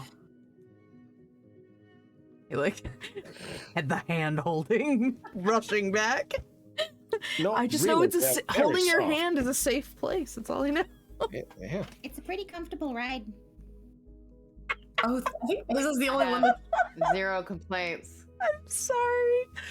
Oh, see, Tessa, you say you're in a weird headspace. No. You got it too? I have zero complaints, is what Karu says to that. Anyway. It's like, that's my dad. My Gross. Mom. Ew. You guys are gross. So, you hear this parade music start moving through, and there is this like upswell of singing and cheering, and it's a little hard to parse because it seems like it's in all these different languages, and people are singing other like disparate songs. They're not singing the same song, but like no one seems to care. And as you hear it getting closer, do you try to move towards it to see what's happening, or do you like try to get a better view of it, a mass or something kerfuffle coming towards us from where we're standing? If I go up in the air a little, if you go up in the air, you can see it. You see probably like 20 blocks one direction. You see flags like on big posts. You see like people in costumes. You see just a elaborate, just like an elaborate celebration. Give me a perception check as you're looking. That's a lot of different songs. They're not all saying the same thing, Yeah, are they? it's I'm not, hearing it's not getting, like pleasant. I'm getting like flashbacks to that terrible like parade that was outside of, that was by the tree that was like whatever those people were. And Harlan's thinking about the flash mob that he got carried away in. Oh yeah. Yeah, so weird. She's not. Almost I like- wonder how that happened. Almost like Oliette rolled that now. What was the number? 10. 10. You see, they are a little transparent. All the people. Is Hoskill still with us? The other ghost? Yeah, he's Oh. there. He's just kind of following. Okay. Oh my goodness, this is a bit of a... This could use a bit of a spring cleaning, couldn't it? There's more people coming. There's more people coming, y'all. Quite a few of them. Do we need to get ready for a fight? Do we need to? I don't think so. I wouldn't worry about that. All right. I mean, earplugs maybe, but beyond that, we're probably spot. Yeah, I could be hearing things, but I'm pretty sure one of those people just sang Pepperidge Farm remembers. Oh my god. Whose line is one of the best. I love his line. We need audience members, please. If you have me on DMs in Discord, please DM me more sentences. I will put them in the folder for Tessa for next time. Oh yes, please. Yes, please do. They just have to be random ass sentences. That's all they have to be. Ideally pretty silly, sure- but I'm pretty sure the "Do you want tea, coffee, soda, or cocaine" was me after a weird day. yeah, I'm pretty sure it was. So, Nick is still up there. Oliette, as you kind of flutter up to get a better view of things, you can land on a balcony or something on one of the buildings, and you see Nickit, who's also kind of perched on the wall just above you, like basically half a story up. It's broken wall. She's just kind of crouched up there and looking and saying, "Some of those people look really, like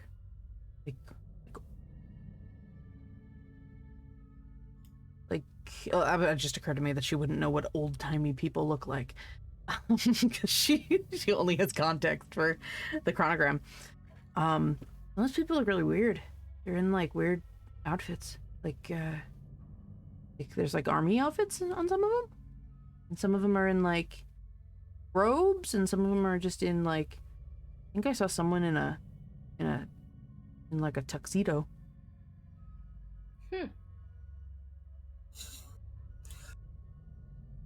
Okay, well, this is we're probably gonna pick up quite a few strays if we stay in this spot, so we should keep moving, right? Keep moving. Got it. Right, sure. I mean, are they dancing? Are they having a good time? Because if they're dancing and have a good time, then I don't mind making my way through them. They dance like Is it somebody's more dad. spirits?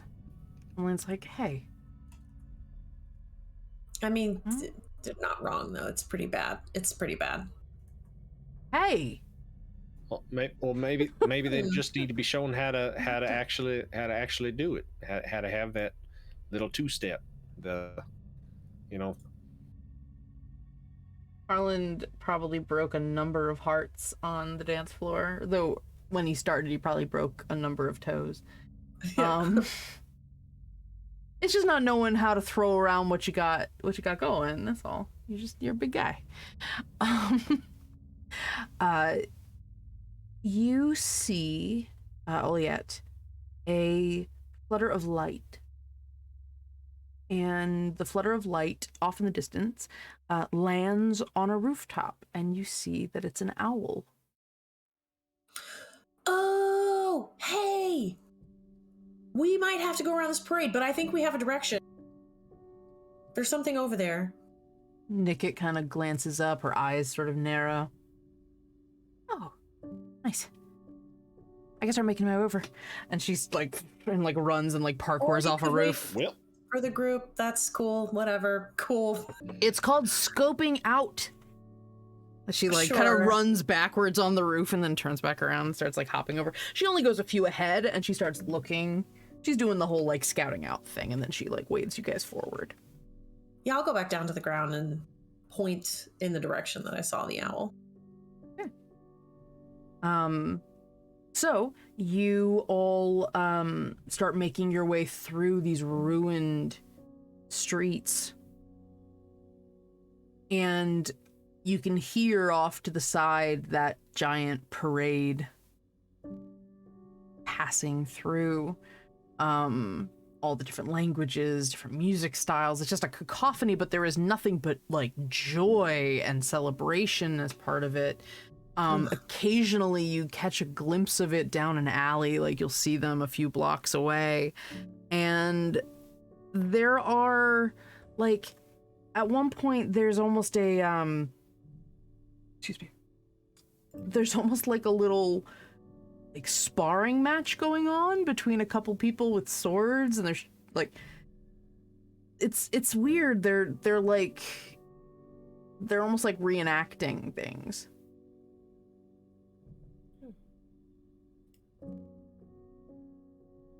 Interesting. Does this look like the parade you saw, Harlan? No, I think they were more in like carnival get up when I was dancing with them, and they were real people because they really got arrested. So there was a bit more of a time. So similar but different. Well, okay, so hold on. So if these are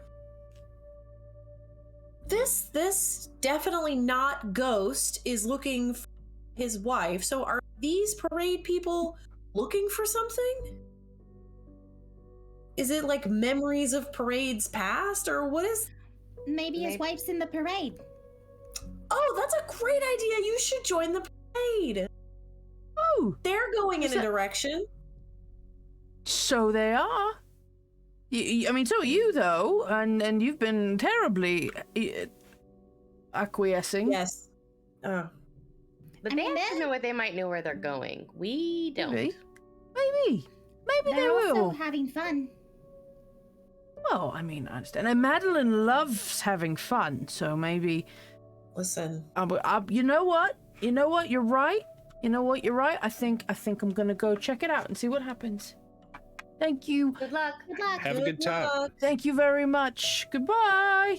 And he starts like, he kind of like almost eats it because he like stumbles over some rocks. He's like, I'm okay. I'm all right. Okay. Oh, let's go, Ingram. And he starts like, Yeah, he's gonna do fine. yeah, a rock defeated him. Yeah, I probably better in a group. just have to say that I absolutely adore Oliet trying not to freak him out by saying you're totally not a ghost. Well, him and Harlan, because I don't Oh, want that's Harlan to know right. we're walking around with this dead person. So everything's fine. Nobody's dead. Oh my god, I nobody's forgot dead about here. his ghost fear. Everything's fine. Speaking of, as you start walking, Beza, you hear something rustling off to the side, in one of the alleys as you're walking. Everyone's kind of moving in a direction, but you particularly notice it. You're kind of, your head on a swivel. Not too much of a swivel though, because Peanut will fall off. And you hear you hear like this little bit of scrabbling in like the paper and the ash and things. All right, she'll go investigate. Give me a perception check. Guys, 1 second.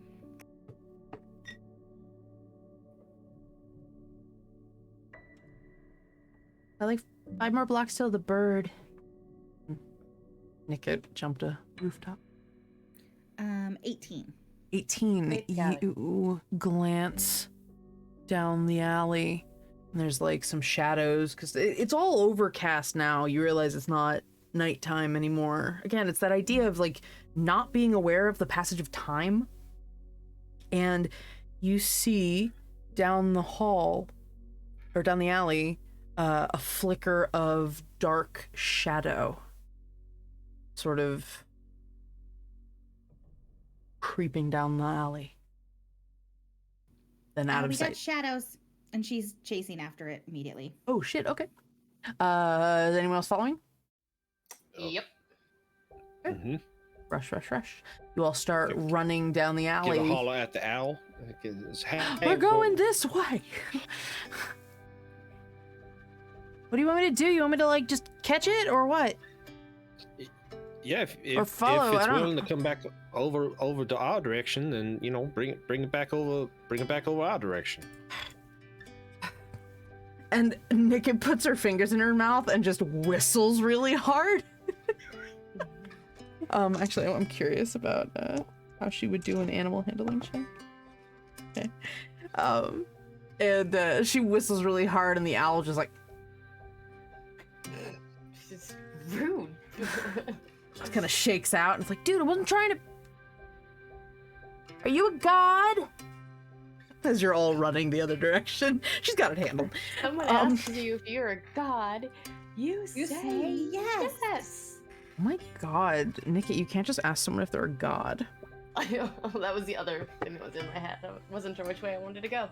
Beza, as you're rushing down the alleyway ahead of everybody, your senses on overdrive as you're trying to track, and you give me a survival check.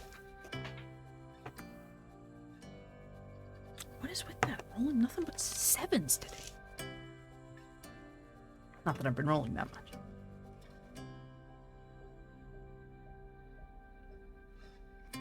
That's a 19. 19.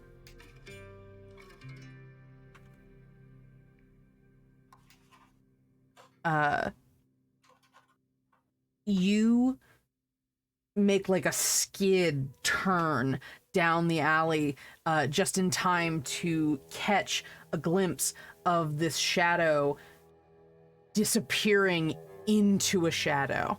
Like, kind of just...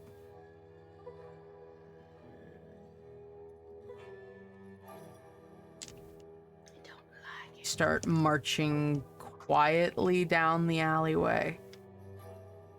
Get a weapon out or anything?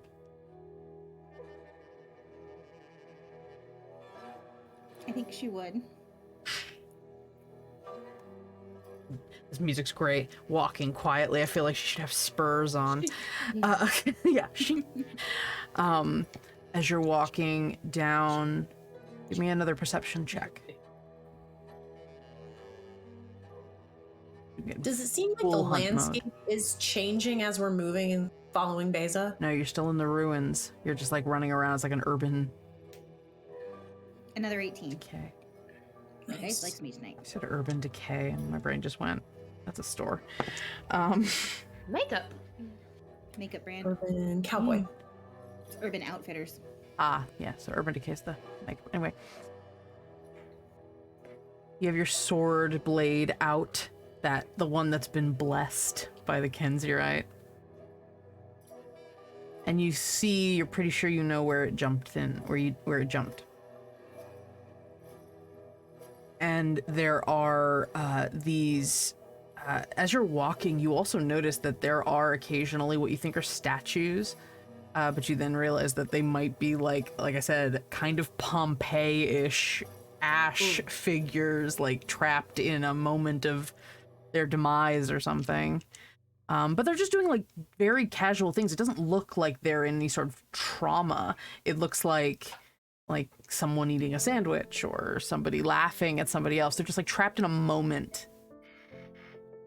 And you see a park bench with two elven men, and one of them has his head on the other one's shoulder, and they're just in this like really gentle sort of romantic moment. And just behind that little tableau is where you're pretty sure this like light that's being cast, or the shadow that's being cast by a building, is where this thing jumped in. And how do you approach to get around this? Do you want to like jump and surprise it? Do you want to just be very steady to make it have to make the first sort of move, or what? We have the book with us, right? Yeah, I'm pretty sure Oliette has the book. Unless she didn't bring it. I would not have brought it here, but all of it happened fast, so I wasn't. I mean, here we can retcon it and say you it. didn't bring it. That's fine. I don't know where we would have put it. I have no idea either. And they're here, so, yeah. Yeah. Okay. Okay, so is anyone within 60 feet of me? Yeah. Pyro's Absolutely. probably real close. All right. Paru, I think it went behind the two elven men cuddling on the bench. It's in that shadow. Can you light it up? The two If love there's no birds. shadows, it can't hide. Do you want to light it up with fire or just light? Do not set anything on fire. Let's go with regular Flour light, is flammable. So is dust. like emotes or something. Just something so that it's lit up, because if there's no shadows, it can't hide as easy. So Pyro takes a deep breath and lets out the brightest motes that she can to float in that direction. All right. You And let as- these. Oh, go As ahead. she's doing that, Beza's trying to like sneak around. Okay. Give me a stealth check.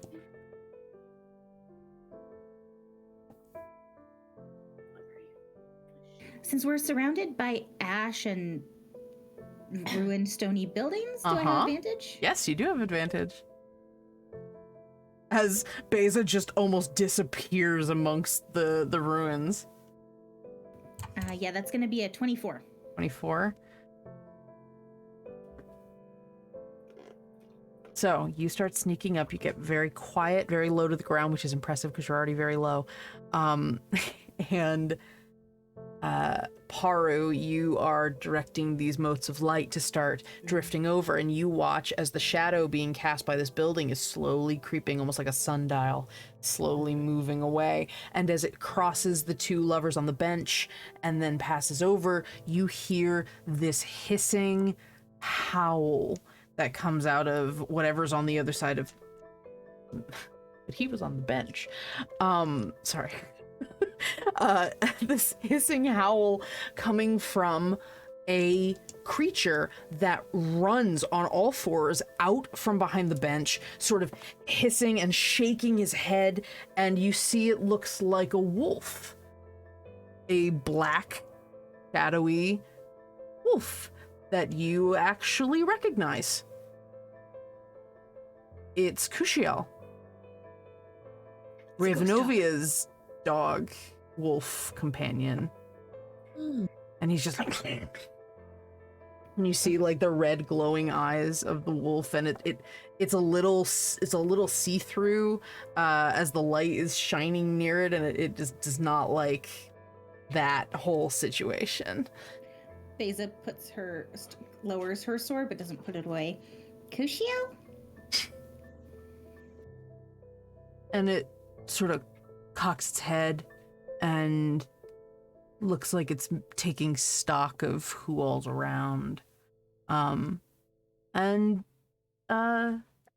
wolf is big. Wolves are big, y'all. Even regular wolves are big. Bigger than Beza. And you see him kind of move forward and then kind of like headbutt you a little. Do I put the motes away? Do I keep the motes going? What do you want? More light? Less light? It's like walking behind you, Beza, to get away from the light. It's Kushiel, Ravenovia's friend. Where's Ravenovia? I cut them off. When you say that, he's like looking around, like you said her name, and he's looking. Oh, buddy. All right, well. You can give me an I animal don't know handling if check, sh- and Yeah. get a sense of him.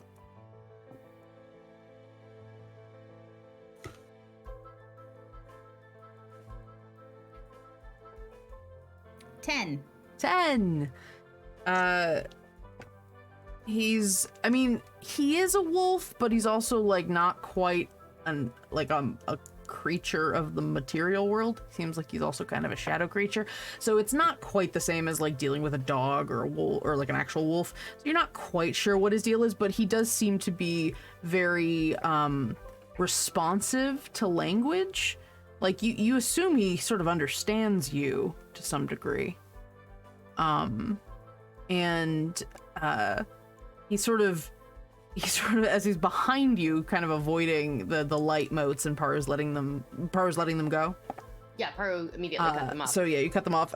He's kind of just like nudging behind Beza, like she's this tall, he's this tall, and he's going just like head butting her forward.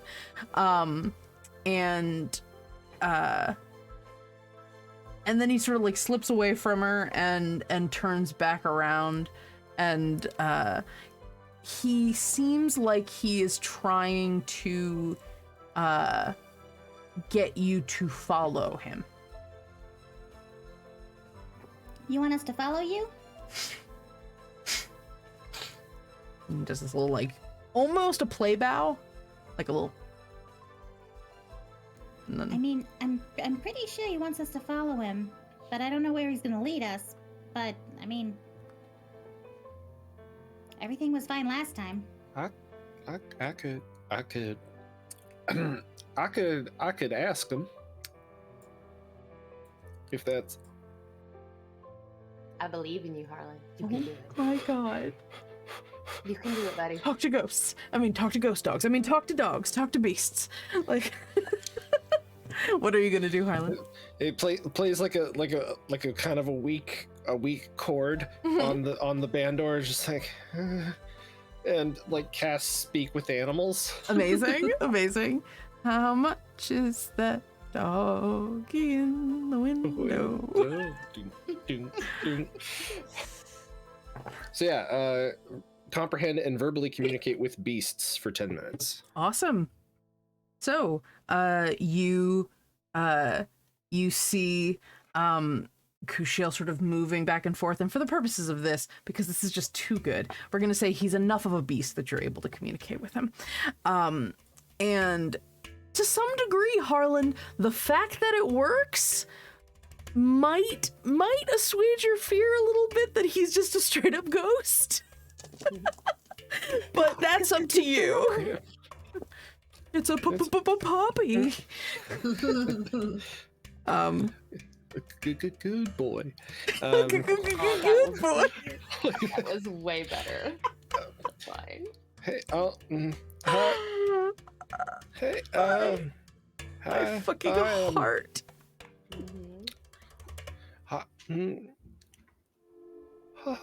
Harlan Fire Branch at your service. Where are you trying to take us? And how'd you get here? I followed the way. Jesus Christ. Nope. Yeah. Yeah, this is gonna assuage his fears. It's fine. Sorry. So you followed. What is? That's something in my throat. What, No, I have a better one. one. Hold on. I have a better one. So this is what happens.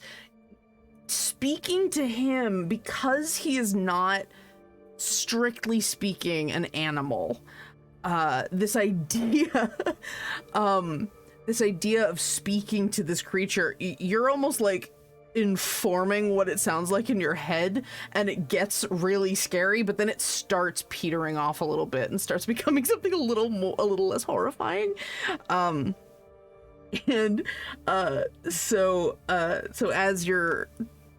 as that first phrase comes out of Kushiel's mouth, you start to hear words that are maybe a little less scary. I don't remember what that sounds like, so I just did it. That was perfect. terrifying. It was really It good. was terrifying. Do you have a treat? I should have said. Yeah. Yeah. I think I got some. Wait. Oh, what is the way? What is? How did you get here? That's Yeah, where are we heading? I followed them, Them who? my companion. Oh, singular them, not plural them. All right, got it. Yeah. Yes, we use proper pronouns in the Shadowfell. Thank you. No, I was just confused. That's all. Yeah. So where is Ravenovia? Where'd they go? Trekking through the forgotten knowledge. Well, yeah, we all are right now, but to what end? The parade was very loud. I lost my way. Oh, buddy. Well, I mean, we're gonna follow after this glowing owl. If it's a soft glow, it's not really like a kind of, first thing in the morning. It's the last thing you want is that sunlight shining in through your window kind of glow. It's not like that. It's more of a that soft lantern when you're reading a good book next to a fire that you built in a brick hearth. I know those are words. You want to follow along? Yeah. You want us to follow you? What's I wish to find Ravenovia. That'd be great. They are a scary person that is very useful at what they do. We were seeking lost knowledge. Yes. Seeking lost knowledge. That's what we're doing too. Yeah. Mm-hmm. There was. Are you a ghost? What? I gotta ask because I've been up my own butt about this for a very long time, and I need to know. Ushio kind of works his head a little bit. What would define me as a ghost? I don't know. The edges are all blurry. It's because I am of shadow. What would make me a ghost?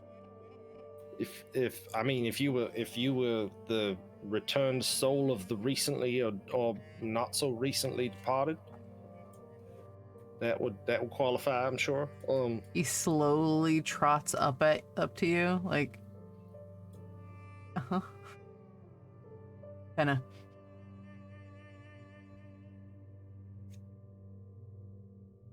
I have not died recently, no. That I can remember. I don't think that I'd want to remember dying, so that's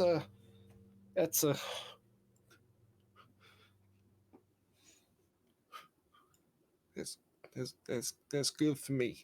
Yes.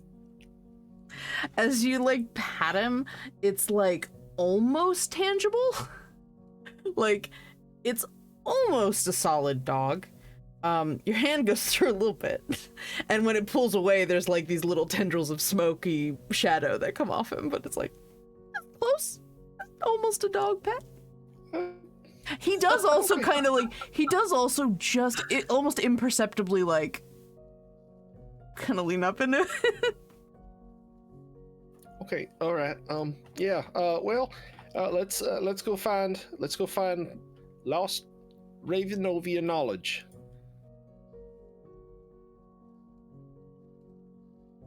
Yes. Lost knowledge and Ravenovia. How about both of them at the same? There was a line to get in here. We needed to wait for a proper moment to arrive. When we did, there were many passing through. Not just you. There's some sort of like trotting. He's sort of trotting along. There's some sort of like people mover, like you had to stand like I don't know, like one of those congas. There was a moment where we thought they were like us. Of shadow, but it was of a different kind of darkness. Oh yeah. I think it's ink. I'm pretty sure. Ink. Well, it's not like any ink that, we probably know. Might not be so different. Well, that's not helping my nerves right now. One can Think about create that. with ink, Ravenovia can create with shadow. Perhaps it's the same.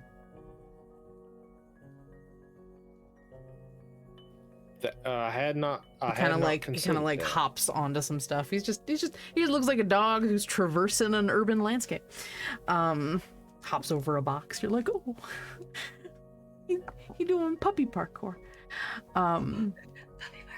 In the breaks between like Harlan's like remembering, it's like, oh yes, nobody else can understand at the moment. Sorry. So it's gonna be like somewhat like He said concisely He translated. said this. Following along. Give the clips notes. So you are all following along, and I'm gonna take to the sky and check on this owl again, because we're looking for like 8 things. uh-huh. I don't know what the fuck's going on. Where's fine. the owl? Where's the so you- symbol from God? Uh-huh. So you flutter up and you see the first thing you see is Nickit just sort of hopping along a couple of rooftops, and you see very gently flying the owl a few houses ahead of her, occasionally kind of circles back and then keeps going. Thank Are you. they moving towards us or away You're from both us? kind of converging, like from the way you're going. Okay. Nickit actually looks like she's having a good time. Great. Good for her. Cool. I just want to go. I just want to get out of this place. Actually, Oliette would die happily in these ruins. She has a lot of questions, but we don't have time for that. We're trying to save the world or something. Something, I don't know. Something. Pimble's like, hey, can I squirrel away that scroll and look at it?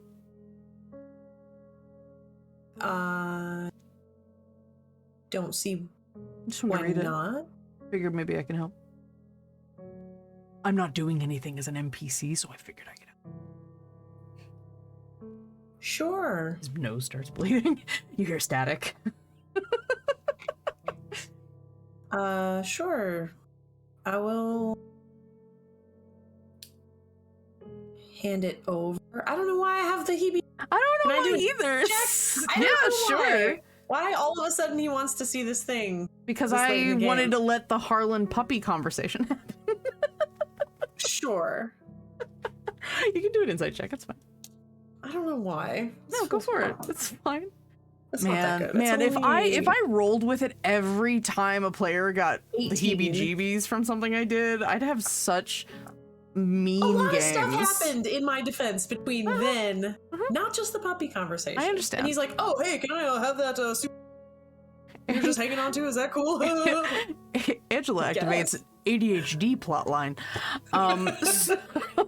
So you just get the sense that like Pimble has like hardcore overwhelm going on. There's just so much happening, and you're sort of in the same of the same mind. He could also probably die happy in a place like this.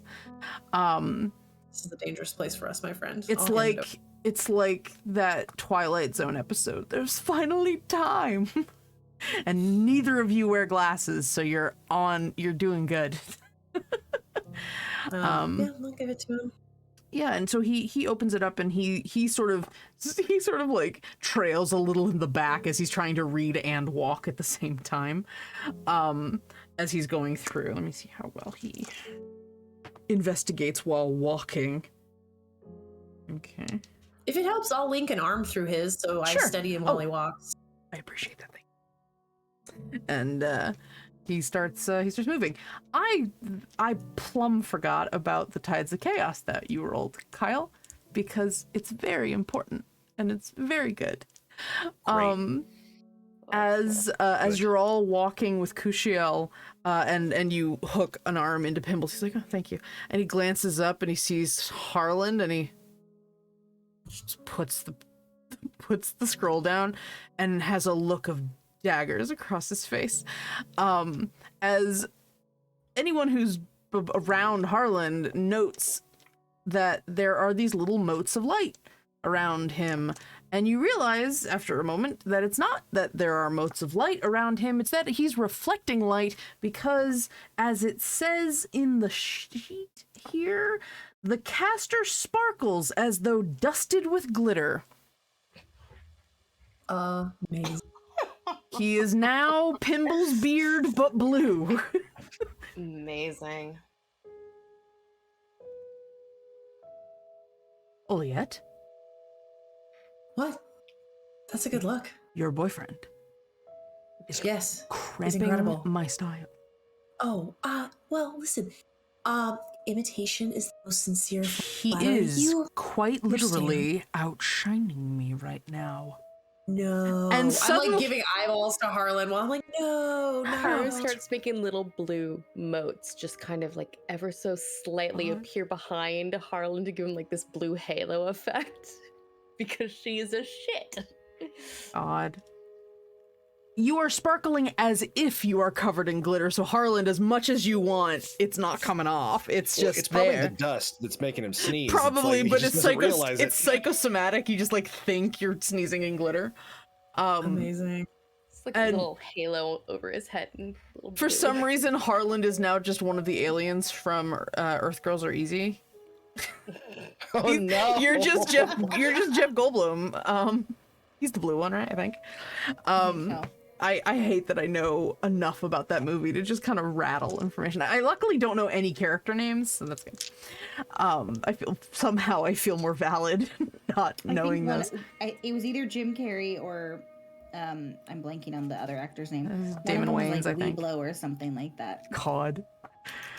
Anyway, so Harland, Jeff you. Goldblum was Mac.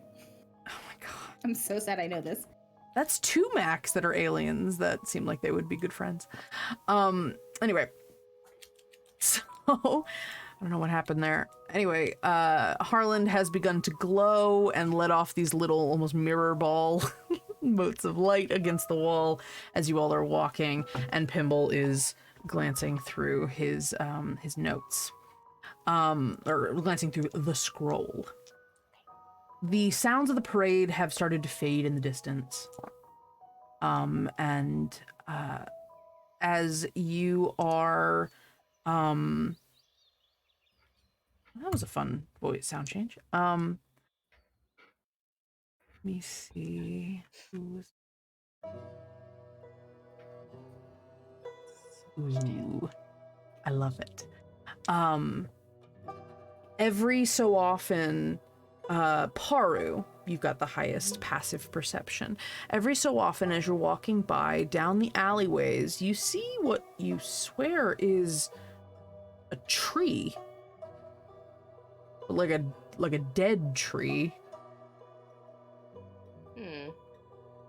You pass by and you kind of glance again, and when you glance, it's nothing. There's nothing there. It's just more of town. You keep walking, and it's like Don't must just be getting your hopes up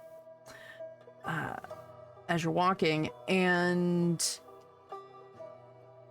so here's the thing. I'll be honest with everybody. I had concepts for Ygritte, and I had concept for Kepith. I don't have a concept for the Kenzurite. What do you think? What do you think? The personification of war and knowledge, how would you store information? like a war room, almost like a battle maps I was and thinking battle maps. Battle maps? Or a board game. Battle maps and okay, like I'm gonna on bust the out my weapons? Settlers of Catan, and we're just playing that for the next hour. I was just like, all of a sudden my brain just went to like Firelord Ozai's war room with them like using the things to like shuffle troops across the. Yeah. Oh I need no! your I've Mark got. Hamill say, "I have wood for sheep." Oh my god. I have wood for sheep. Wrong character. I'm sorry. Wrong character, but That was a Very- weirdly good that Joker. was weirdly good Joker. Thank you. So, you keep walking. I now have it. Thank you. I appreciate you all chatting. Also, if you want, just in the back of your heads, and anyone in the audience, in the back of your heads, a Koshin, pure Arcana, if you have any thoughts about that too. As you're walking by these streets and these alleys, Paru, you start seeing more upright shadows. And what you thought was a tree now looks more like a massive sword stuck in the ground. This is weird. Buildings start getting lower, like they're like almost as if they're crumbling more at this distance down the city streets. There's less and less walls, more dust, more rubble, more crumbling stone than actual buildings and corners. And you see Haru draws more. her dagger just to be safe. And you see and, more like, of starts these to weapons towering like trees in a forest. They have notches in them and cracks and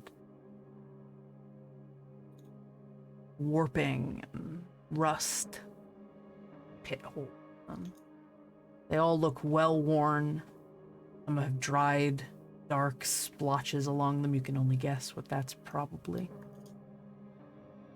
And in a fairly short amount of time, you are in what looks to be a forest made of broken weapons, long Haru since actually discarded. Shrinks against Verlaine. She does not like this. Puts his arm around her. Okay, I don't like this. stay close. This is definitely different. I mean, I guess it kind of makes sense because one of them's a swords person. Sword woman. I never actually got a gender, I didn't ask. And then the Sword other one's wielder. a wolf. So a forest made out of swords and broken weapons. I guess it kind of makes sense. Thank you, Captain Gus Gus, for the hydrate. Captain Gus Gus is the best name I've heard today, so. You know, It's very good. right next to Ishmael Oxwhisker. Get to. It is. Trees should not be made of metal. They're not trees. I mean, technically people shouldn't be made of stone, and here I am. Oh. That's a fair point. Elaine literally quietly goes, oh. You hear a drop as Nicket hops down off the last wall that she was able to climb. And you do see the owl sort of swoop a little bit and rest along the hilt of one of these huge great swords. And it just perches up there. It makes sense, though. I mean, each of these weapons, all the dings and all the nicks and the scratches and the blood, let's be honest, that's blood. All of those things tell the story of what happened to the weapon.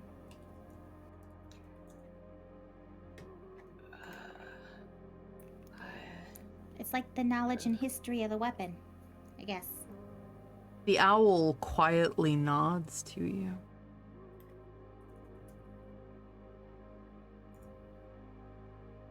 Harlan, you hear Kushiel.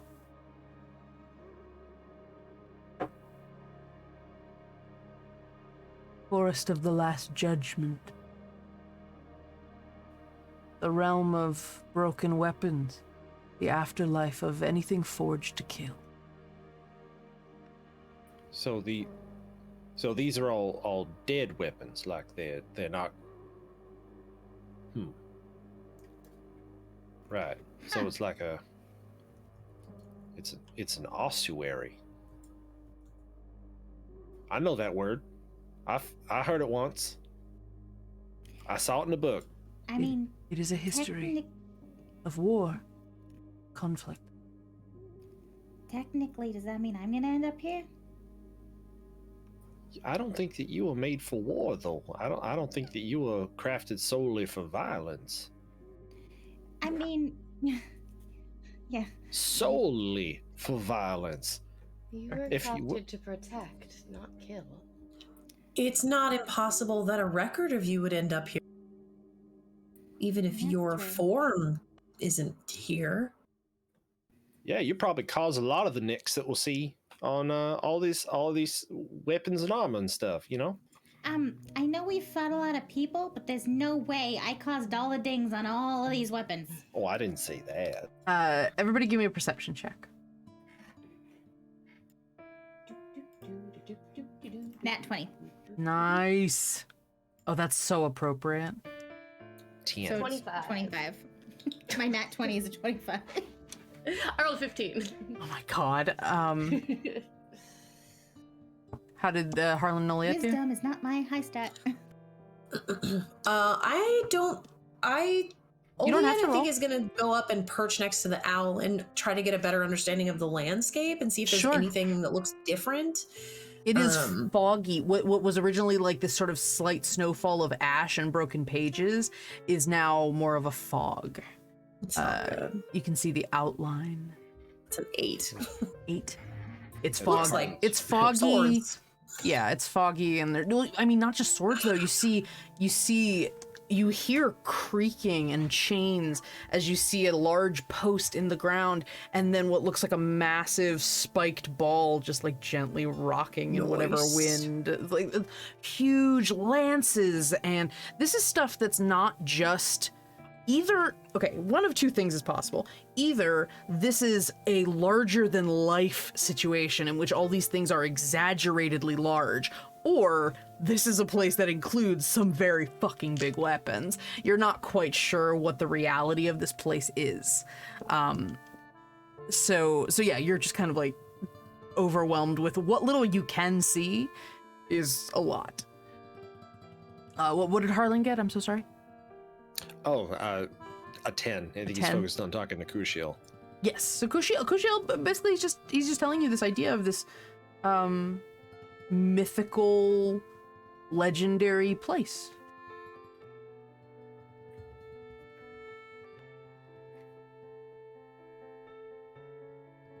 Some worship the Kenzurite. Some worship the blade of the Kenzurite. And those people believe in this place. Oh, I will not pretend to understand that. It is a matter of faith being hard to explain. I only know that Ravenovia holds some reverence for this place, if only because of others, that Ravenovia. So you think they might be here? Yes, I mean, if this is the place that they'd have the closest tie to. this was where we sought the hidden knowledge. They wanted. I follow them. They are the one that sets the path. Or did they tell you what knowledge they wanted?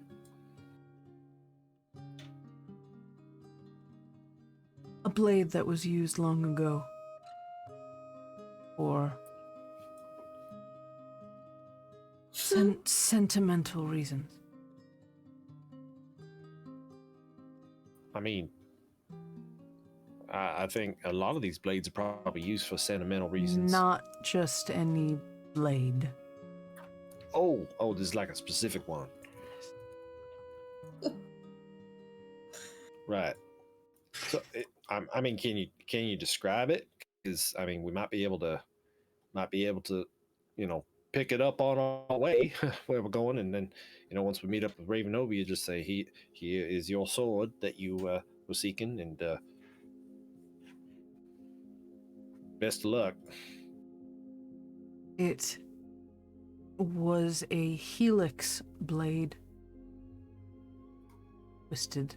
More ceremonial than for practical war.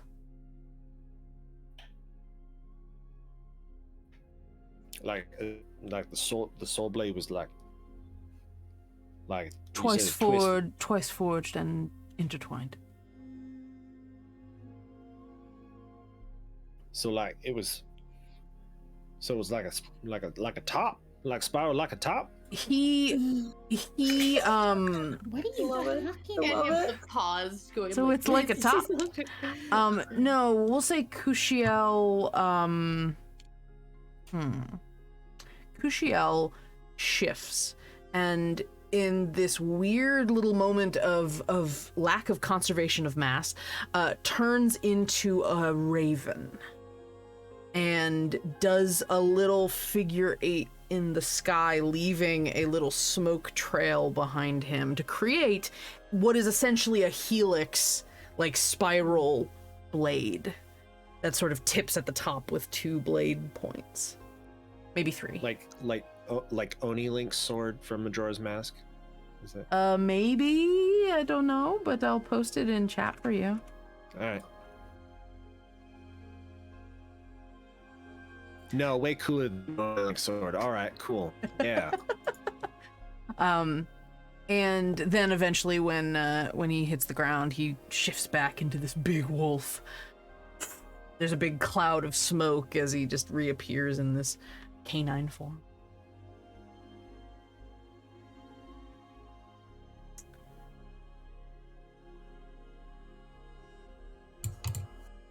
As you're chatting with Kushiel and getting a little, like, Blue Devils performance, and Oliet is trying to get a lay of the land, Haru and Beza, you both see Belaine sort of staring out into the fog,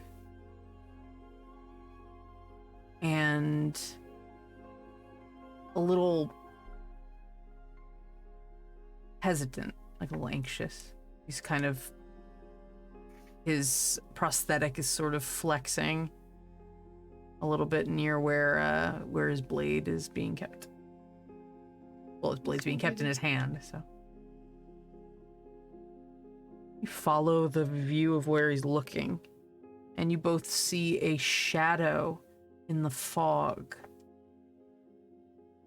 towering, maybe 15 feet up. You see a gnarled claw gauntlet sticking out of the ground. Is it like huge? Yep. Like But it everything else? is very, very much a spitting image of the gargoyle's gauntlet. Hmm. She takes their hand and presses a kiss to it. Can't hurt you.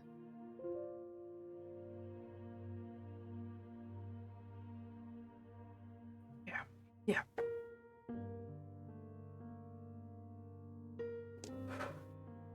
We have your back. Yeah, no, I know. No. Squeezes her hand back. I don't doubt that.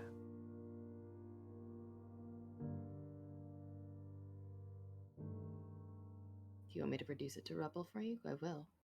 Oh. I mean, this place. Alright. Haru walks over to it. My boy don't have a lot of wisdom. Haru walks over to it and You all see Paru sort of walking into a slightly mid-level of visibility towards something in the near distance. I saw You the saw gauntlet it too. though. Yeah. Paru, what are you doing? just getting a slightly closer look. There's a little smirk on Valaine's face. My baby does such nice things for me. Like blowing shit up. What is it made out of? Is it stone or is it metal? Kind of both. Right. She is. We're outside, right? As far as you can tell, yeah. It's open air. Feels like open air. Right. She takes a deep breath and reaches her hand up and just call lightning on it at 5th level. Okay. Go ahead and roll damage. As you all hear the slight... No, Paro's not smart, guys. How far did we walk into this field of blades before we stopped? You probably walked about like 2 or 3 minutes. You weren't that far. Okay. Oh my god. I think probably at a would have gone back to the paper to start looking. As you start going back, there's just more blades. Oh, interesting. You've like transitioned into another We're space. surrounded by metal swords. Yep, it's gonna be fine. It's fine. I thought you were gonna cast Shatter. All lightning rods, right? Yeah, All it's lightning good. I don't have shatter. It's fine. It's fine. 1, 2, 3, 4, 5, 6, 7. I need one more. Guess I'll try to read the blades while this is going on. Sure. Give me a. No, it's fine. I won't make you roll. I'm gonna get the damage first, and then I'll. Sure. Let's go. 67 points of lightning damage. Jesus Christ Almighty. Okay. So, Olia, you walk over to Hi. Goodbye. Whoa. Nick. It's like parkour. What kind of weapon does Oliet go look at? Oh, Just pick something. It's fine. I don't know. They all kind of look the same. Whatever is closest. I just want to get a better understanding of like what if I can discern information on it. Sure. Oliet is still very much trying to like doing here. And if the owl isn't telling us anything, then... You find a great sword. Maybe, I mean, honestly, you probably just read the one you were on. You fly down and hit the ground and glance up at the blade. And the blade has all of these etchings in it. At first, from a distance, they looked like they were just scratches that were on the blade. And as you kind of glance closer, you see that they are in fact like runic etchings up the blade, intentionally made. And as you're reading through them, you realize that they're sort of you read up as you look, and they tell the story of this blade. They tell the forging of it, the artistry of the creator, the first person that tested it, the person that was given to, okay, and every person it killed. Some of them, if you glance at any of the other blades, you see that there's just a laundry list. And it says Respect. it says how, it says what it cut, it says how that person died, if they died from the blade. Nasty. And then it tells the story of the final moment of that weapon, the thing that broke it, or the felling of the owner. What was its final fate? And through that information, you get a surprising amount of context. You're understanding that there's, moments of political upheaval, war, any kind of conflict that results in something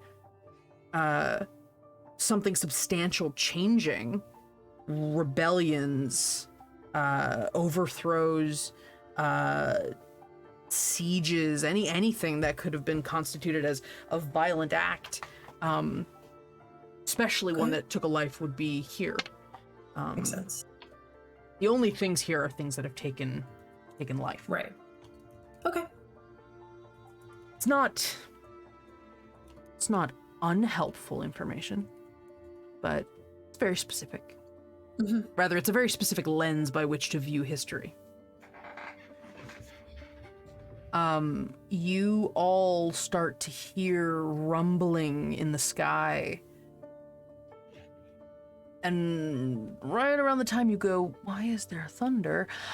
You hear a massive crack of lightning and thunder roar from the sky. This place was fairly quiet when you were walking through. Harlan, you see Kushiel's like hackles go up, all the fur sort of, and there's just almost as if he's covered in dust. There's just this smoke, this black smoke that just like roils down the sides of him, and he growls, and you see like even inside of his mouth it glows the same red as his eyes. And looking towards the lightning crack. And all of you, Base is the only one that actually knows what happened. You hear Pimble just be like, holy fucking shit! This giant lightning crack happens.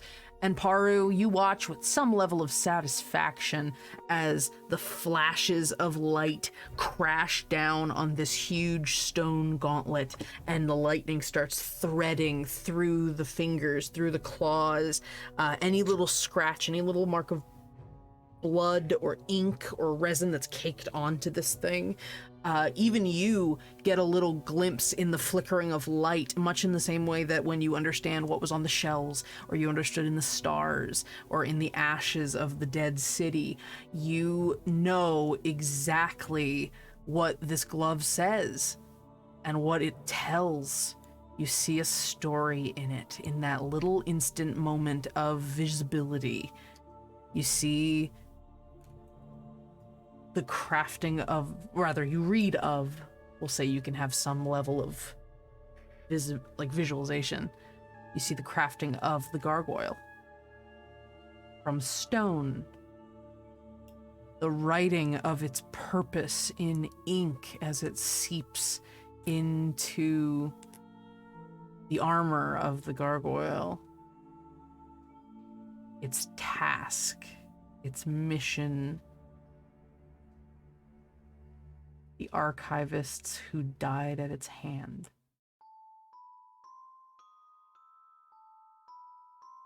Does it crumble or no? There is a very deep-seated crack inside the structure of this thing. And you see, much as Kyle so delightfully pointed out, a sort of lightning rod effect as it arcs and passes almost like a chain across several of these pieces of weaponry. And the fog gets thicker for a moment, and you feel this pervasive pressure around you, like something just became very aware of you in its realm, fucking with its stuff. Hang on. Paru! I need to make a roll really quickly for Are we blowing Yeah, up clues or brings Is that it what down we're more doing? because it's concentration. I Bring it down another again? one down. Elliot's like, Yeah. what are we doing? And there's more, like, Oh, cool. For We're just learning 57. information. I'm For sorry, 57. we all need to take a moment to appreciate tabletop titties. Thank you so much for rating I us. love that name. Anyway. Thank you for the right. Tabletop Titties is the best name. Yes, and Tyne's Dungeon and Martina streams. Thank you also for the raids. Yes. We just happen to be playing right at the right time. Anyway, sorry, in the zone. So yeah, she Bring down the angrily lightning again. brings it one more time. She might have a small anger issue when it comes to Maybe, I don't screwed up know. things that have happened to her family. It's possible. I don't know. It's very possible. Harlan starts Oh my yelling. God. Thank you, Whoa, Retsev. Retsev. Thank you. Thank you, Retsev. Oh gosh, I had to scroll. Well, I am very thankful, and I'm also very sorry for everyone who's gonna have to hear me sing that one little phrase 10 times now. I should get a variety for next time. Hi, we've got a new subscriber. Okay, so you bring down the lightning again, and this crack of lightning surges down onto the gauntlet, and there's more of a crack. You see the thumb sort of slide off in a yeah, Retsev, that's me playing Disney princess for a moment. Next time we have to put all of the Shenanigans subscribe songs into the mix. There's so many. My Beastie Boys one is a particular favorite of mine. I like that one a lot, actually. I love that one. It makes me happy. So that's what, you know what? I know this is really off topic. I'm so sorry. But I will have some of them queued up for next week when we do our recap so that people can listen to them. They're so much fun. As the crack happens, you feel that pressure even more overwhelming and pervasive. It almost, the fog almost filling your lungs like it's humid, and when it touches your lungs and your breath, you feel, or you taste ash and smoke and a little bit of pennies. Copper in my mouth. Why you gotta piss off my god? Z. Gods, yeah, that's true. Twin gods. And My track record with dealing with gods is not great. Nope. So Harland is a very glittery Harlan can read furball people, right now. like, well, You're still glittery, by the way. Like, yeah, the fact that he like, he's more street smart than book smart. So it's like, I want to say it's like he kind of recognizes what's going on, like, and realizes that this is dangerous. This is like a really, really dangerous situation to be in. Mm-hmm. So like, seeing Kushiel's hackles rise, he's going to play something that he's never played before. Okay. On his bandor, and anybody who's looking at him, let me pull this up. Anybody who's looking at him see that like he becomes hot, like real hot, like amazingly attractive. It's happening. It's happening. Yeah. It's happening. So basically, like, his shirt disappears and his ascot like turns into this long flowing cape, and he's like playing the bandor. You're all welcome for what's about to happen. As he uses his Mantle of Majesty ability that he just got, and will cast Command. Oh, fuck. Paru, stop! Go ahead and roll that save. Roll Kinda that save. What save is it? What is? Let me. Well, I need. Hang on. Sorry. So he's It's a now wisdom shirtless save, in his coveralls. which you're good at. So Yeah. What do we say? What do we say? So Daddy, sorry. 27? Daddy, sorry. Oh. Sorry. yeah, you passed. So- I'm sorry. I'm sorry. But you heard it. I heard it. You definitely did. Everybody just sort of like shifting over a little bit. Villain quietly thinking, well, at least I got to hold his hand once.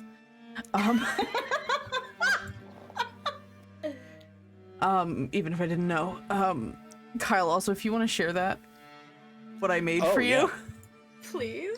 The moment Kyle did you do a Hero Forge figure? the moment Kyle described what his mantle looked like, I'm making this shit for everyone's benefit. So, Chris, you in particular, you're welcome. Paru keeps the storm rolling, but she does not bring down another strike. Okay. Oh my god. Yeah. Oh no. Oh no. Oh no. We're gonna revisit this. We're gonna revisit this. The Amazing. glitter, this is too much. I need to redo it with glitter now too, because now they have the holly. They have the holly dust, so I can make glitter effects. Oh no. Okay. And by that I mean, oh yes. Amazing. So you keep the storm rolling. This storm is still rolling, but This is not the Shenanigoons after Yeah, dark, it is. We're not even there yet. but soon. Some of us live there in our Yeah, heads. I mean it's true. Yeah, that's Yeah. true. Bye. Every Heather day does, is Beza not so much. every day is after dark. Every day is after dark. Mhm. Close your eyes. KO. I'm sorry. I won't. I'm not. We're trying to save the world. I'm focused on it. So I'm sorry. The bisexual lighting is very good. Oh God. I love it. Mhm. I don't know what this is gonna do, but I'm gonna try it. Uh-oh. I don't know. It's after dark. I'm afraid, It's after but dark. also Close your eyes. I'm trying to. KO. Hold on, it's not working for me. I'm sorry. Anyway, I'm not gonna worry about trying it. to save the world. I was trying to make a clip. I'll do it later. It's alright. As the as lightning crashes down, and then you hold it when Mhm. Harland shouts. You Just imagine it like she pauses and it's like that Thor moment where he's got like the lightning crackling in his eyes in where he's facing off against Hela. I think like that's kind of like the look on her face. She turns around and that's just blank and just lightning crashing across her face.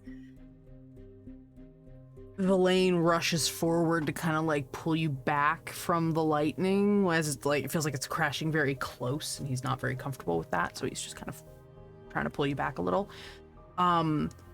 The lightning that already exists starts like kind of rippling around and even further out across the forest, like a shockwave. Ha. Sorry. Haru, did you just attack one of the weapons in a god's domain?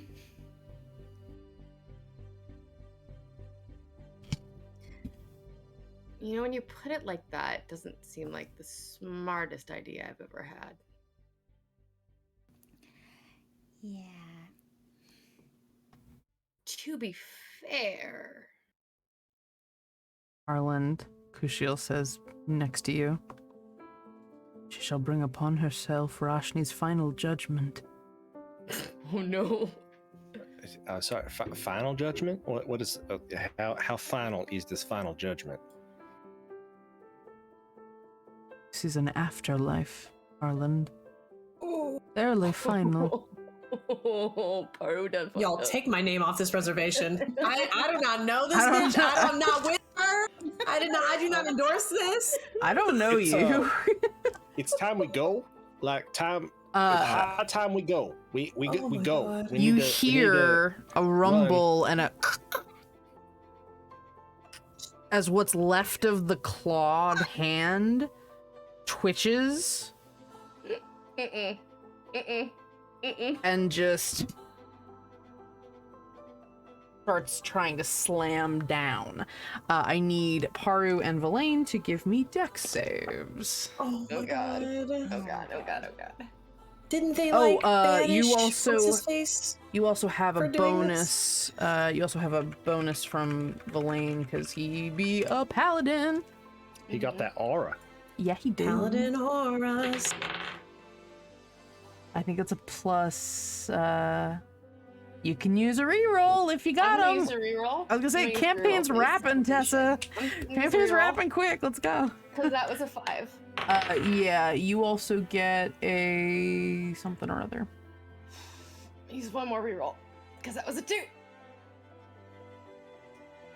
You get a +5 bonus to your saving throw. Nice. Okay, that's not as bad. With the Oh. +5, It's pretty good. Damn, 16.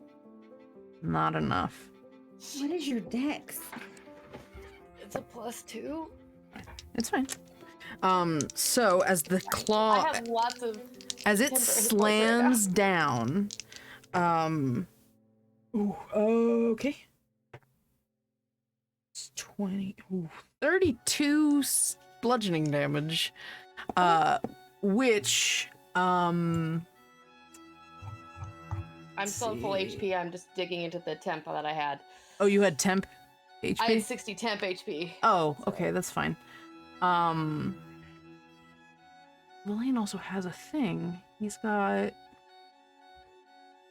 the yeah, he's got a protection. He's got the protection thing. Oh no, that's just for attack rolls, not for saving throw. It's fine. So, he sort of, his arm flicks up with that relic inside it, and you see the whole blue liquid inside start shimmering in that opalescence, and his shield, his light and color shield, pops up out of his arm as you're both trying to rush out of the way of this claw, and one of the claws just hits one of the hits the shield, and he holds it. It hurts, but he's okay. And he kind of holds it enough for you to rush out, and then he like sort of dodges out of the way as it hits the ground. It's a very Elden Ring. Bad decision. No. Okay. It's okay. Then you hear as the hand slowly lifts up and looks like it's about to slam down again. And you watch as you hear a shout in a language that none of you know, I realize now, which is great. This sort of brusque, sort of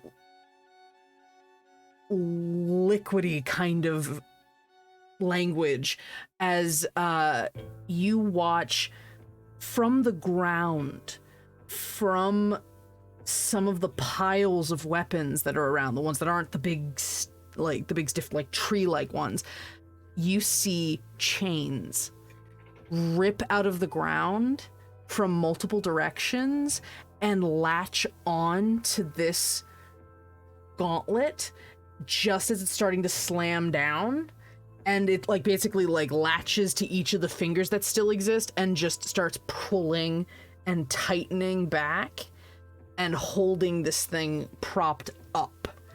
And then the chains start twisting, and you see that they're almost like bladed a little bit. It's almost like a mix of barbed wire and chain as they twist on the hand, start breaking into the little cracks and crevices of this claw, the pieces you've already broken.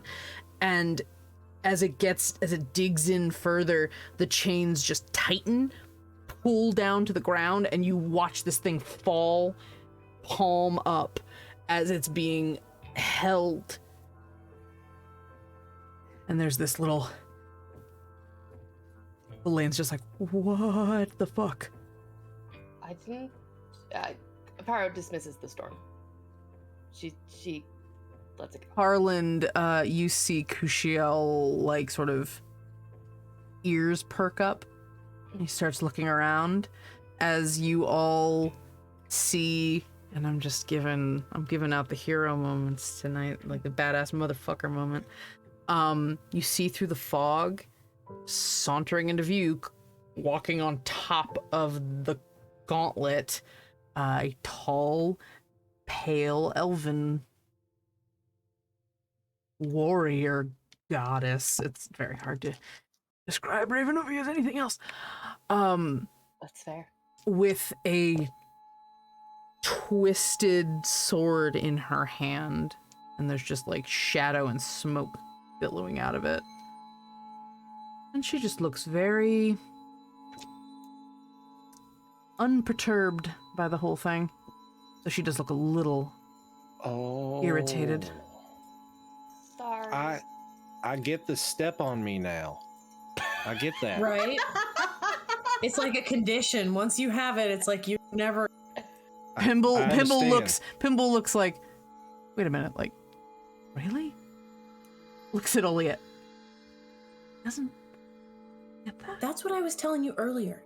Imitation is of flattery. Fine.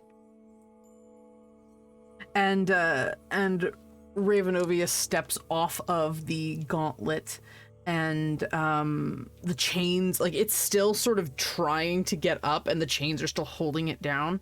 And she walks up, and you see Kushiel, like, almost as if he's, like, again, made of smoke, just kind of half loses his form and just like kind of floats over in the fog and rematerializes next to Ravenovia, who, still looking at all of you, just kind of puts her hand down and runs her fingernails through his hair. And That was my bad. They didn't have anything to do with it. Hi. it's interesting to see you again. Likewise. Yeah, you too. Thank you for the assist. Calm your shit, Ollie. I can't. You have another. Isn't he like a hot Adonis right now? What's No, the he deal? is. He is. It's. You don't understand. You don't She's understand. imagining both of them together, and that's the problem. I have mommy issues, so this is just very complicated for me, okay? We don't have time to get Freudian with it. I didn't have enough time to look in the books. Just go with me on this. Freudian, the god of awkwardness. The god of, ooh. The god of, we don't have time to unpack all of that. Except he does.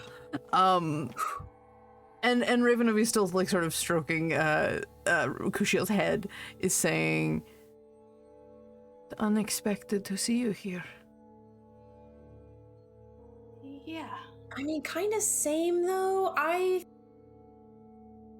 didn't realize it was just like a. How'd you get? Is there like a different line? We could have done this. There are paths through darkness that lead to lots of corners of the universe. Oh my god, that's the coolest thing I've ever heard. Okay. Though, thank you for finding my friend. That was basically, I mean, and Harland. And Oh, I just Kushiel, talked to him. That's... Kushiel, basically you see Kushiel headbutt the side of Ravenovia's head, like hip checks them, and like he's big. She like actually moves a little bit when he hip checks her, and you get the sense that like that's what he does when he is like, oh, good, someone I trust. He just headbutts them, and she says, though I am afraid to say that we were not the only ones using those sort of avenues. Travel. Yeah, we found that out. Yes. There is a foulness in the air. Sorry about that. Valaine's like, damn it, I was gonna go, that's just a bird. Fuck it. Gets over it. Did you find what you were looking for? She pulls the blade up. Yes.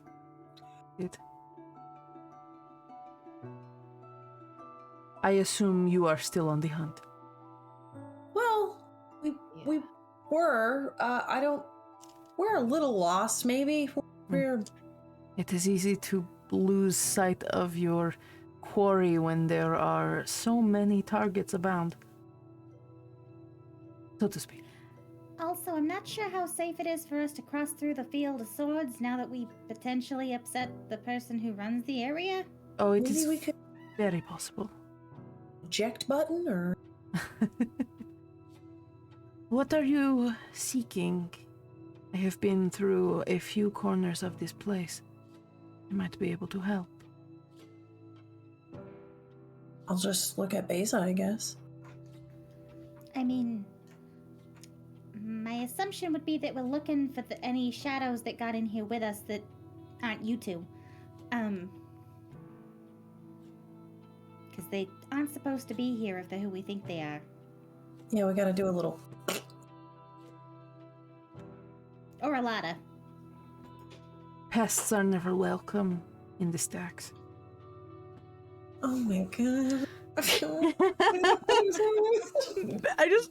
Why did my brain just imagine that Oliet would just go, marry me? I mean, what? I'm literally What? standing next to her. I'm simping so hard right now. It's This is player bleed. Oliet might have more control over her stuff, but I can't. Cruz doesn't. It's fine. Man, I gotta introduce you to Alishka at some point. Yuan Don't T ruin my life. burlesque magician. Oh my Sounds like this. Anyway. She Ravenovia, they nod. And they have a look on their face almost like they like there's something foul in the air. And they say, yes, there is there does seem to be some sort of imbalance.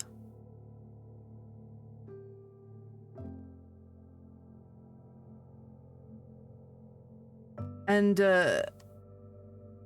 there is a little noise from Pimble, who, by the way, the last thing he said was "holy fucking shit" when the lightning struck because he was busy reading. She's like, "Do you mind?" And Pimble sort of mutters under his breath like, "Holy fucking shit." Just his catchphrase now. What? That's fair.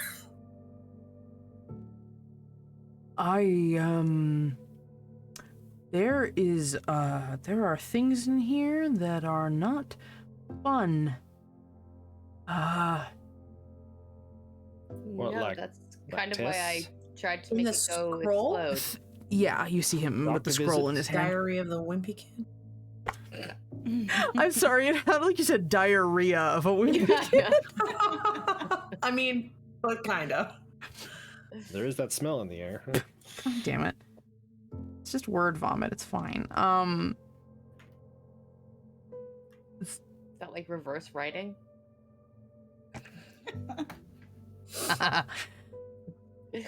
There is, he's musing a little bit in here. He heard about the Mechanist Authority when they took over, the island. The shove back against the knowledge gods, the conflict between them, the fact that they wanted to, put blinders on people, very antithetical to, and he points up towards the owl, to her deal. He's musing about the hearth of Bedlam, the chaos pools, and the wild magic that is generated in the book, being a force of pure creation. Something that just spontaneously makes things. He seems very interested in harnessing that. Or just letting it go and seeing what happens. He seems to be kind of keen on the whole, clockmaker philosophy, ironically. You mean so he wants to, take the book and toss it into a chaos pool and see what happens? I think they're separate issues, but, I wouldn't put it past him. That would be bad. I think he wants to destroy the book out of vengeance. I think he wants to harness the chaos pools because you don't have to do any Because work why into not? making things if it just spontaneously happens. Yeah, but that doesn't that kind of doesn't hold with his with the whole wanting to create something in his image, right? Is that Maybe unless this is step one? he seems like the kind of person with the right amount of narcissism to think he could harness pure chaos. I would agree with that statement. Thank you. I'm glad. And I'm extremely concerned now. Yeah. So he's trying to find the original book and take it out of here to wherever the chaos lives? Under the island. See if it, well, if it destroys it, great. If it... You ever put a bag of holding in a bag of holding? No. No. A I've what always and a been what? told Pretty you're sure not not supposed to. Supposed to do that. Ravenovia's like, who the fuck told you to do that? See, they have the right reaction to that. That sounds like a terrible idea. It is a terrible idea.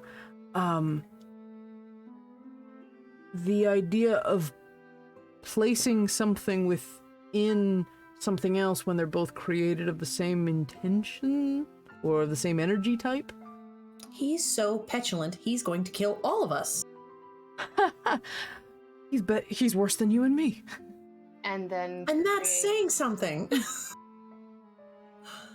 and then create whatever, and then whatever happens after Call unleash the himself chaos, he God gets over to whatever claim- yeah. laid waste. Well, assuming he survives. Right. I don't think he's accounting for the fact that he's probably also gonna die. Get But morphed into like I mean, we already know. Cronenberg. I know that's not a reference. But It's fine. No, Cronenberg's a type of aberration. It's fine.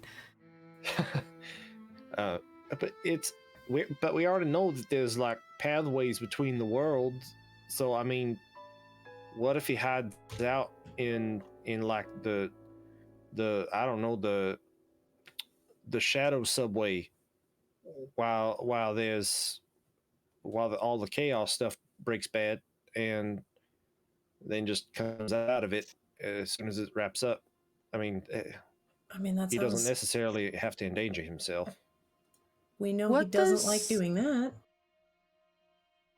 So you're talking about this Lord of whatever. What does this have to do with the pirate woman? It's his wife. Ugh. None of you have mentioned Wait. her to Ravenovia. She's simping for him pretty bad.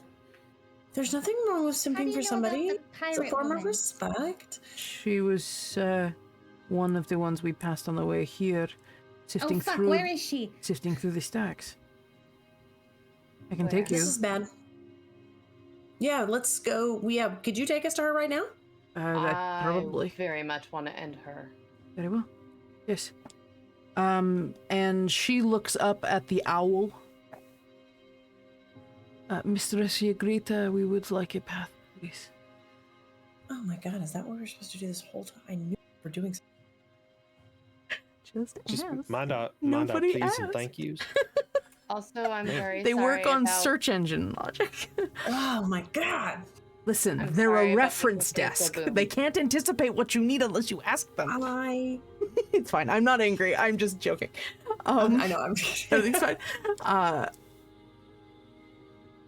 And the owl flies forward, and as the owl flies forward, Ravenovia is following and drags her hand along the fog, and the fog kind of gathers at her hand and starts stretching out like an optical illusion. And okay, it's not the same thing, but you know, like in Looney Tunes when there's like a hole and they can run through it and then someone runs it. So it's like that, but with like the vanishing point. So there's like a road almost forming under her feet that becomes shadow. And she just starts walking into shadow because I have made them amazing. Thank you, Lane, for your baby. For your babies, both of them. All three of them, I guess. Kushio counts as a third. I love them. As they follow through, the last thing that Pimble says as you're walking through is, what if what if he doesn't plan to be anywhere near the pool when he drops the book? Because he has someone doing it for him.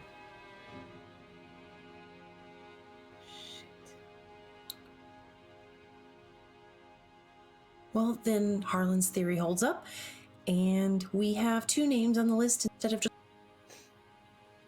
I'm gonna retcon that. I'm gonna say Verlaine said that because it makes much more sense for him to make that conclusion. Yeah. And he That looks might positively, Verlaine, as I retcon this, Verlaine looks positively furious and also haunted as he comes to that conclusion. Paro takes their hand. I'm not letting that bitch get one single thing up on us ever again. There's something different in his face. Not... He's very unsure about how he's feeling right now. You wanna give me an insight check? Yes, please.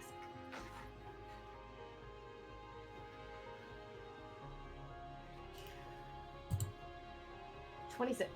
26? He doesn't know how to feel. Because on the one hand, Her Majesty of the Trade did terrible things to him. And let the Lord of Tales do terrible things to him. She was also made by him in the image of somebody who did not feel this unrelenting fealty. And it's that weird sense of like empathy that he feels ashamed for feeling. It's a very complicated thing, but you've probably had quiet talks with him before that have maybe hinted at that a little bit. That like, yeah, she did terrible things to me, but like he made her do all of that because he made her to feel that way about him. And so it's not like she's more of a tool than a person. More of a tool than a guilty person, anyway. And there's a part of him that feels that way, not all of him. Mm-hmm. So this idea of her being used as like the literal catalyst for something because he's a petty bitch, just doesn't sit right in his stomach. He's just kind of really uncomfortable with it. She puts a hand up on their cheek. Your feelings are valid, love. It's okay to have really complex, confusing emotions about all of this.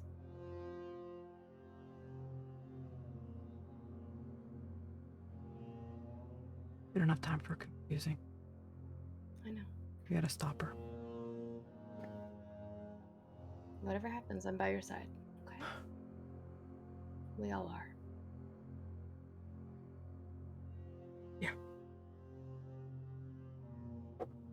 Hey guys, I know it's like not my fault in the grand scheme of things, but I also want to like apologize for my, being an asshole at the start of all of this. Let's go kill the bitch. And he kind of just compartmentalizes, shoves the awkwardness down, and starts walking forward after Ravenovia.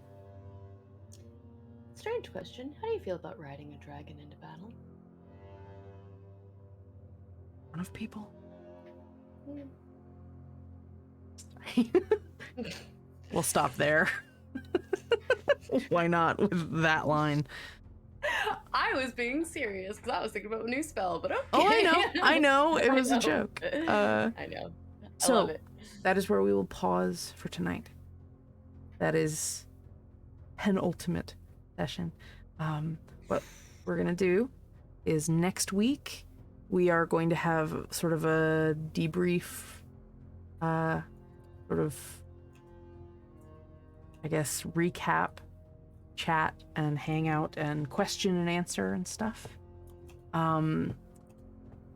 Feel free to message us in the Discord if you want to ask us any questions for that night. We'll field them, especially if you have questions that are kind of like to the whole cast. And we can sort of plan them.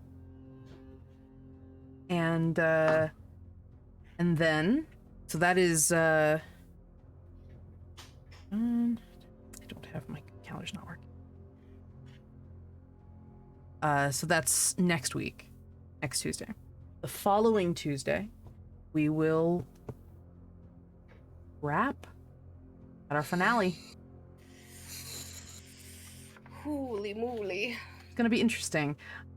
We are going to, and I'm gonna try my already best to start on time that night, because I am sure there is plenty to do. So be Couple here. things, yeah, just two. Just a few one or things two. to wrap up. Just a few. And we will see you there. Thank you all so much for hanging out with us tonight. And I know I will get increasingly sappy as these episodes roll on. Thank you so much for just continuing to be with us this whole time. This has been an absolute dream. I couldn't have asked for a better group of players. And this is the first campaign I've ever finished. So interesting. And just to remind everybody, it's not always about getting to level 20, it's about telling a story that you are satisfied with. So I am more than happy to have our lovely players still be super badass and have plenty of room to grow as we move forward. Anyway, I'll save some more of the sappiness for another time. But thank you again so much for showing up, for the hydrates, for the nonsense that you donated. Mike, thank you for coming in and hanging out and offering a little chaos. Alora, thank you so much for continuing the chaos. And thank you to Martina Streams, Tyne's Dungeon, and Tabletop Titties for the raid. Retsev for all of the And subs. Retsev, thank you. We are just really appreciative of you and all of our viewers finding us and supporting us, and we really hope you stick around because we got some really cool. I am sure that in the case of the people that we play with here on Nerdsmith, that lightning does strike twice. Paru proved that tonight. So I'm sure we will have a lot of fun going forward with all of our shows. So we hope you stick around and continue following us and all of our players. You are amazing. So don't forget to check out our sponsors, World Anvil, Hero Forge, and Die Hard Dice. We are join us on Discord if you want to talk to us and chat. We've got a nice little community building there, and I do fully intend to start a few more community events, including some watch parties, because we have some things that apparently some people have to catch up on. So we're gonna do that. If you liked what you watched tonight, and this is say your first time watching, please consider joining us on Patreon. You can support us or you can follow us, and even if you just follow us, you'll still get up to date when we post things, so you at least get to see the kinds of stuff that you can get if you become a patron of Nerdsmith and help us just keep doing what we're doing. We love putting out free content for all of you. And I believe Thursday night, a romp through Ravnica continues. They are also steadily reaching their conclusion. We're gonna wrap around the same time. That was our one of our first Nerdsmith Presents mini-series campaigns. There are many more to come. We are planning on that being a staple of our Thursday night time slot, as well as Goonies being our Tuesday nights in whatever form it takes, and we will continue talking about that next week for our debrief. And then you join me on Monday if you want for Discover RPG. Maybe we'll talk, if Kai's around, we can talk food more. Maybe. I'm always around food. That's And I'm around because of food. Yeah. Same. all I'm right. definitely around because of food. All right, my lovelies. Have yourself a very good night. Have a safe rest of your week. Make good choices. And above all, please do us a favor and be good to each other. Right. Good night, everybody. Mwah. To be concluded. Oof. That 61 felt episodes. Weird. 61 episodes to get to that point. Oh, that felt. Anyway. insane. Mwah. Good night, everybody. Night. Bye.